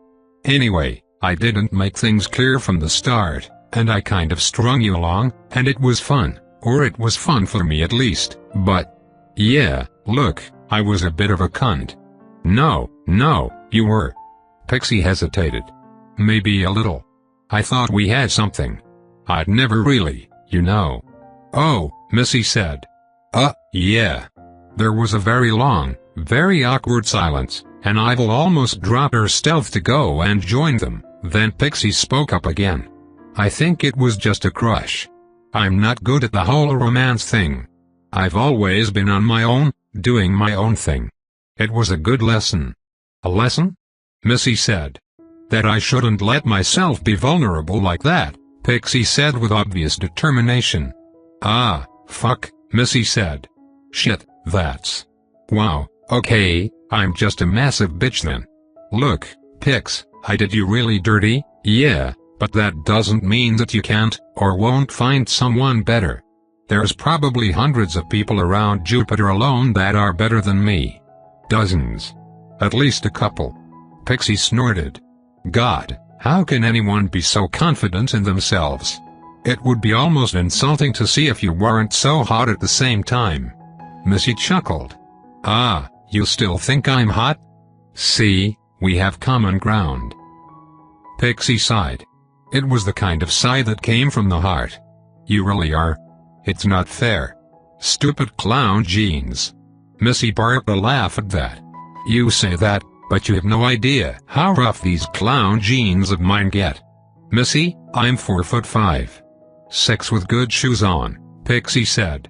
I have every right to be envious of anyone tall and mysterious and hot. Speaking of which, Are you about to ask after Evelyn? Missy asked. Ivil perked up at that. Because wow, you'd be jumping into a heap of complicated right there. Complicated how? Pixie asked. She twirled a straw around in her glass, making a faint metallic clink that Ivil could only just pick up. Complicated in the relationship department, Missy said. Pixie groaned. She's taken two? Wait. Is she dating you? Me, and two others. Pixie sat up straighter. You're poly? What? No.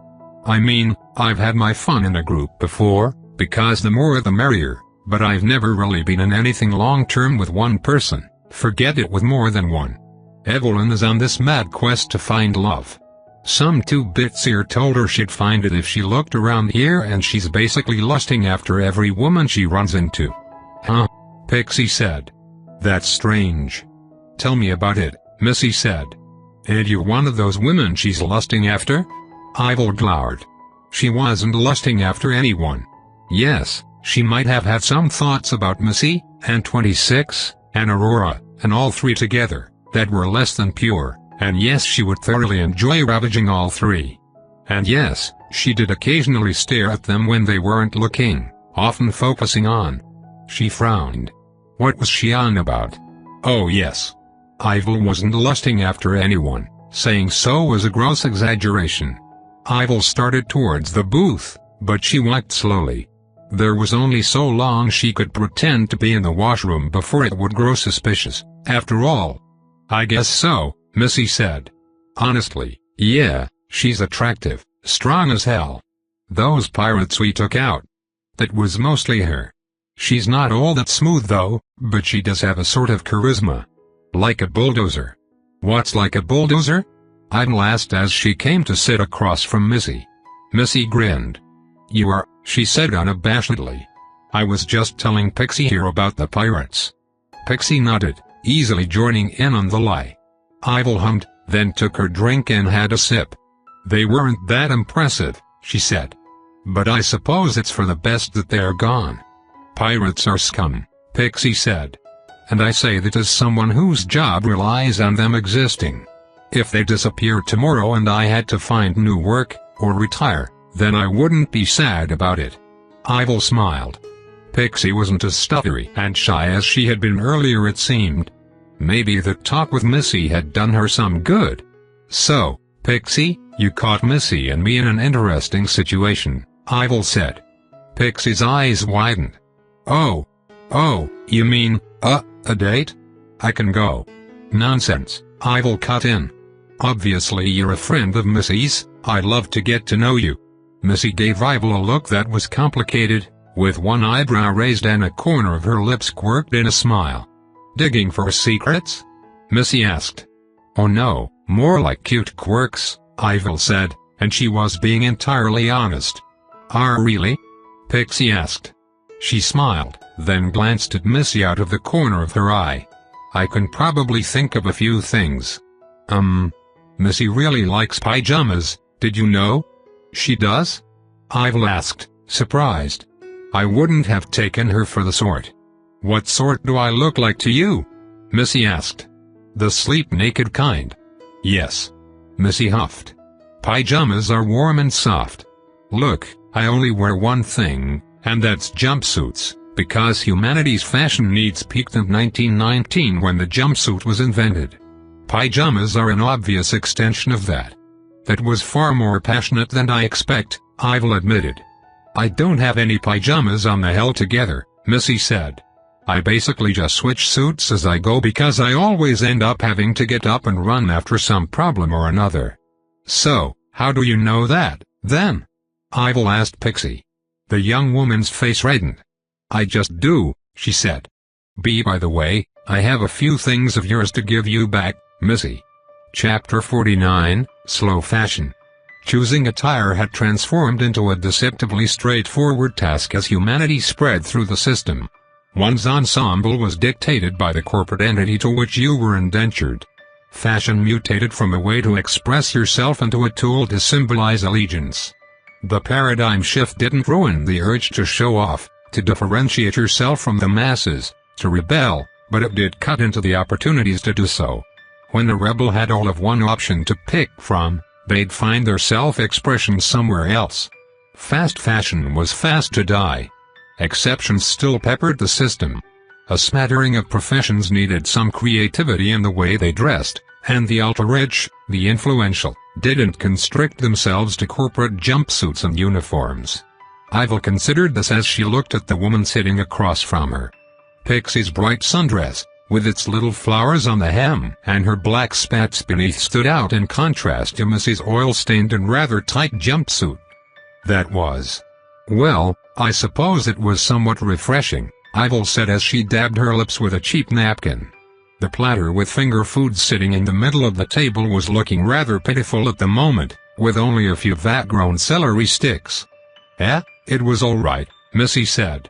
Honestly, as far as food on stations go, this is on the upper end of quality.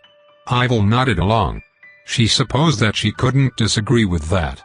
There were some luxurious stations in Mars orbit that had fine dining establishments, and of course places like Phobos prided themselves on being able to serve the well-off and those with a distinguished palate, but the average station was a place designed for function over form, and comfort was a distant issue. I suppose I should head out, Pixie said. Got work to do? Missy asked. Pixie waved a hand in a so-so gesture. I need to get to those files, go over them, make sure it's all above board for the guild. Maybe get into contact with some of the people I know there. It's mostly getting a few emails sent and such, but it can be time-consuming. Otherwise I'm between jobs right now. Are you? Ivil asked. You know, I considered becoming a mercenary once. Mercenary work isn't the same as bounty hunting, Pixie said. There's some overlap, in gear and attitudes, but we're not the same. Bounty hunters chase down troublemakers and criminals. We're justice with a price tag. Mercenaries are just soldiers without the allegiance, Pixie said. Ivil hummed. Maybe I missed my calling, then. Bounty hunting seems like an interesting job, though my past interactions with them have never been comfortable. Why is that? Pixie asked. Before we continue, Ivil asked, should we head out? Oh, you're leaving? Pixie asked, her disappointment undisguised. We are, Ivil said. I was thinking we could go clothes shopping. That seemed like the kind of activity that women often did when hanging out or dating, and she was keen on experiencing that herself. The station definitely had some places to shop at. For all that it was a hodgepodge of smaller stations, it had a wide range of places to shop at. I can come? Pixie asked. I mean, yeah, sure, that sounds nice. Yeah, alright, Missy said. There's a surplus store near the docks. They've got the kind of stuff I usually get. Ivil met Pixie's eyes, and they came to a sudden and silent agreement. Missy would not be buying overalls today. There must be places that sell a higher tier of clothing here, Ivil said leadingly. I mean, probably, Missy said with a frown.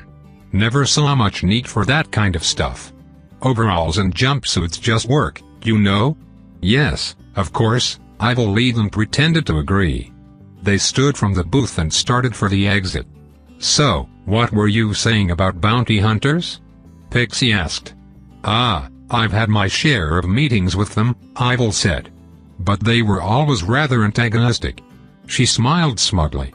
You had a bounty placed on you? Missy asked.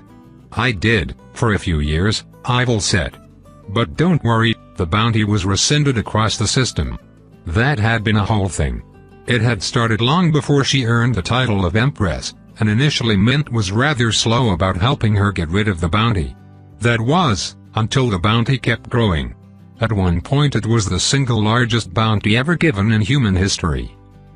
Of course, that only meant that she had her pick from the most talented bounty hunters who all wanted her dead. It had been an excellent source of cores and additional resources at the start and middle of her career. At some point, pressure from Mint and a distinct lack of stupid bounty hunters had finally convinced the various guilds across the system to finally pull her name. She narrowed her eyes.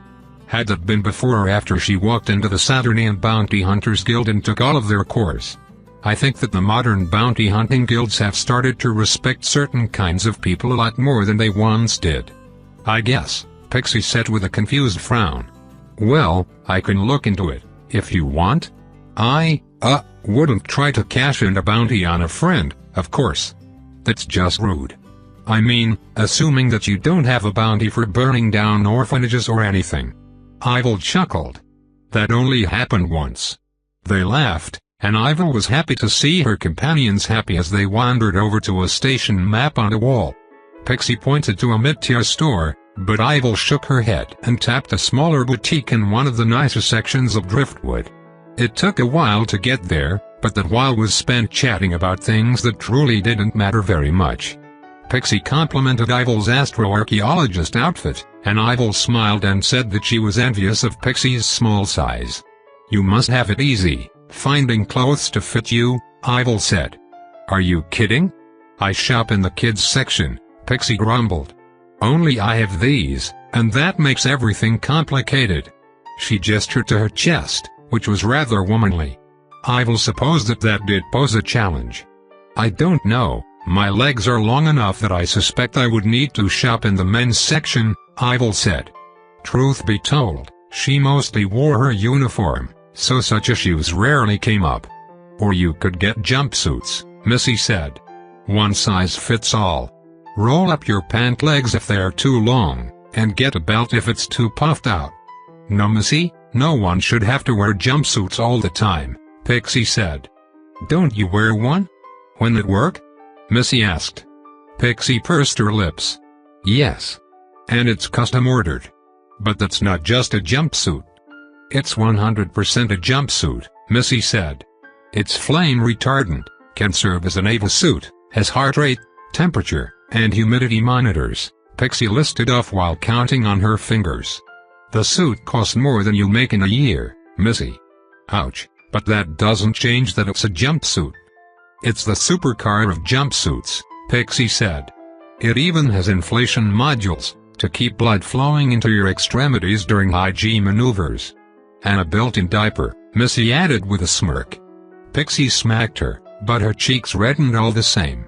That's besides the point. They made it to the clothing store, and Missy hesitated at the doors. Inside were mannequins in some rather conservative outfits, the kind of modern tech wear that a high-earning office worker might wear. There were even some pencil skirts, despite those being a risky fashion choice off-planet. This doesn't look like a place for me, Missy said. Pixie grabbed one of Missy's arms. Ivil grabbed the other, suddenly aware of how warm Missy was, even though the coarse material of her jumpsuit. You owe me, Pixie said with no surrender. It'll be amusing, Ivil added with a grin. They dragged Missy inside. She made a show of protesting, but there was no real strength in it. The interior was brightly lit, smelled fresher than the rest of the station had, and contained a clerk who immediately stood at attention on seeing them but who didn't come over to bother any of them. Ivil noticed the clerk touching a console, and she was vaguely aware that they'd just run a credit check on her. The happy, obsequious smile they returned was likely a good sign. Let's start with the lingerie, Ivil suggested. Yeah, let's start with that, Pixie agreed before tugging Missy along faster. What? Why would anyone need fancy underwear? Missy grumbled as she was dragged along. The poor soul. Ivil almost felt bad for her. Almost. Chapter 50, Temporary Goodbyes. Thank you, Ivil said. That was an amusing way to spend the day. Across from her, Pixie smiled wide and gave Ivil a little bow. She bounced back straight, the bag she held onto swishing with emotion. No, thank you. That was more fun than I've had in a long while. I guess it's a little bit of an old dearth cliché to spend girl time shopping, but it was a lot of fun. I hated every minute of it, Missy said. Ivil and Pixie both ignored her, as they'd been ignoring most of her complaints for the last few hours. Missy was standing slightly to the side, weighted down by several bags. The contents of these ranged from the softest, most silky pajamas available on the station, to lingerie the cost of which could very easily be calculated on a $1 per thread basis. There was some more normal stuff as well, though Missy had very much insisted on keeping to her style. That mostly meant that she had picked up more jumpsuits, but they were at least of higher quality with fewer company logos on them. "I hope we see each other again soon," Ivil said honestly. The date with Missy and Pixie had been both educational and amusing. It had, in many ways, matched up to what she had imagined from seeing soap operas and romantic comedies. Not every detail, of course, most of those didn't take place on a rickety space station, but there had been enough similarities that she had found herself able to rely on her romantic education to figure out what to do next. "Why yeah," Pixie said as she kicked at the ground, scuffing her shoe on a grating. "Well, it was nice seeing you, and Missy too, and I hope that I'll see both of you again soon. Oh, I might need to meet you again once I have news from the Bounty Hunters Guild." Ivil nodded. She couldn't see why any such news couldn't be transmitted via electronic mail of one sort or another, but another excuse to meet Pixie wouldn't go amiss.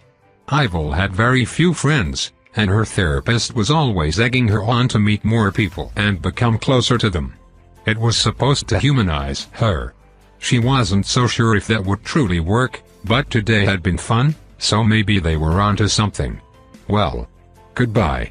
Ivil nodded, then turned to start walking off. Her bags hurried after her, knowing better than to slump on the ground and not follow. She hadn't purchased much, really. A few changes of clothes and one or two items that Missy had suggested. For someone who only wore one thing, Missy had an impressive eye for fashion. Though she had insisted that Ivil buy a nice luxury jumpsuit. Ivil waited until Pixie was far out of hearing range before she spoke up again. "Did you enjoy yourself?" she asked in a more subdued tone. Missy shrugged.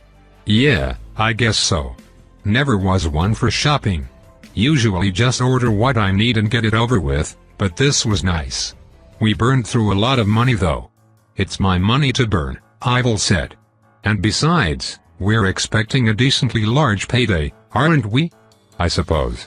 One of the first things that I learned when I became first mate on the Held Together was how much maintaining a ship cost, and then I quickly learned that company money isn't the same as people money. "I'm not sure I follow," Ivil said. They were both navigating out of the nicer, centermost stations of Driftwood and towards the less reputable ones on the edge, specifically towards the one that had the docking facilities they were using now. Missy hummed. "It's just a matter of scale, I guess." "Never mind. No, I want to understand. Do you mean to say that the amount of money one person can move is nothing compared to a company?" "More or less, yeah. The Held Together ain't the richest ship around, but just keeping her going costs more than a station-living person makes in a decade. But it also makes as much every trip. In the end, we're still just scraping by, but the numbers have more zeros tacked on." "I see," Ivil said. She nodded along. "I think I understand. I had a similar shock when I started to question the amount of money the government could spend on things around Mars. Even the simplest of budgetary shifts start in the low billions." "Yeah, I guess it's all scale," Missy said. "Anyway, I never was much for bigger-scaled things. I'm a simple kind of woman, you know?" Ivil said noncommittally. "I do hope you had a simple kind of fun." "I enjoyed myself." She felt rather than saw Missy eyeing her from the corner of her eyes. Her hair was pulled up a little before her face, masking the look to those without Ivil's senses. "Yeah, I guess I did. Has anyone ever told you that you're weird? And survived?" Ivil asked. She hummed. "You'd be the first." Missy chuckled. "You know, I feel like your big scary woman act loses a lot of its bite after spending half a day with you acting like you're 16 and shopping with daddy's credit card. I have to admit, that never actually happened. I was never much of a family person." "Oh?" Missy asked. "Orphaned, raised by the big scary government," Ivil said. "Ah," Missy replied. "Sorry for digging." "It's nothing," Ivil said. She was aware that sharing about her past was a required part of building a healthy relationship, so she was ready and willing to speak about it. Not that her young life had been overly traumatic or was all that interesting. "So, you and Pixie?" Missy grumbled. "Yeah. But hey, I apologized to her. We're good, I think. She's a good woman." I kinda fucked her up a little. It was dickish of me. Sorry for bringing you into that, even if it was just in the periphery. You don't deserve to get caught in my drama. It's fine, Ivil said. I appreciate that you're so mature about it. If I was more mature, I wouldn't have dug myself into that hole in the first place, Missy said. Maybe I'm growing too old for the whole lady at every port thing. You might have the right to it, Evelyn. I should think about settling down one day. She snorted. If you told me that I'd be thinking that even just 2 years ago, I'd think you were delusional. Why? I think it's a very normal way of thinking as we grow older. I wasn't too keen on romance until a few years ago. Before that I mostly focused on becoming stronger, gaining a reputation, making sure that people knew their place. Missy grinned. Sounds like you might have been good at that. I'm the best at it, Ivil said. She was. What I'm trying to say is that you shouldn't be nervous about changing your approach to things in life. Maybe the next step really would be to find a place to settle down in. I don't know what kind of place would want me, Missy said. Ivil grinned smugly. You can live in my palace, of course. You have experience as a first mate, I'm sure that would translate well into a more managerial role. Missy laughed. Sure. Does your butler uniform include jumpsuits? Only if you're wearing nothing but the contents of that bag underneath, Ivil said with a gesture to a tiny pink bag that Missy had stuffed shamefully into a larger one. Missy's laugh changed in pitch, turning a little more nervous. Yeah, that's not a kink I'm familiar with. Might be kind of hot, though. The classic butler outfit would suit you well too, I think. You've got the figure to pull off wearing a three-piece, Ivil said. Ask Aurora, I'm certain she'd agree. I think I've had enough people poking at my way of dressing for one day, Missy dismissed. Ivil smiled, then paused as she noticed someone approaching them with a knife in hand. Hey ladies, looks like you had some cash to spend, how about yo dash? Ivil continued to walk on. There was a slight hitch as Missy went around the mugger's lower half after it fell to the floor, but she soon caught up, looking somewhat paler. What the fuck was that? Huh? Oh, a mugger, I think, Ivil said. Fuck. Okay, we should probably hurry up, then, Missy said. Yes, I suppose if there's one, there might be more about. They're like roaches, I swear. I suspect that I'm somehow cursed to always run into some unimportant mugger or mook every time I enter a location of ill repute, she said with a shake of her head.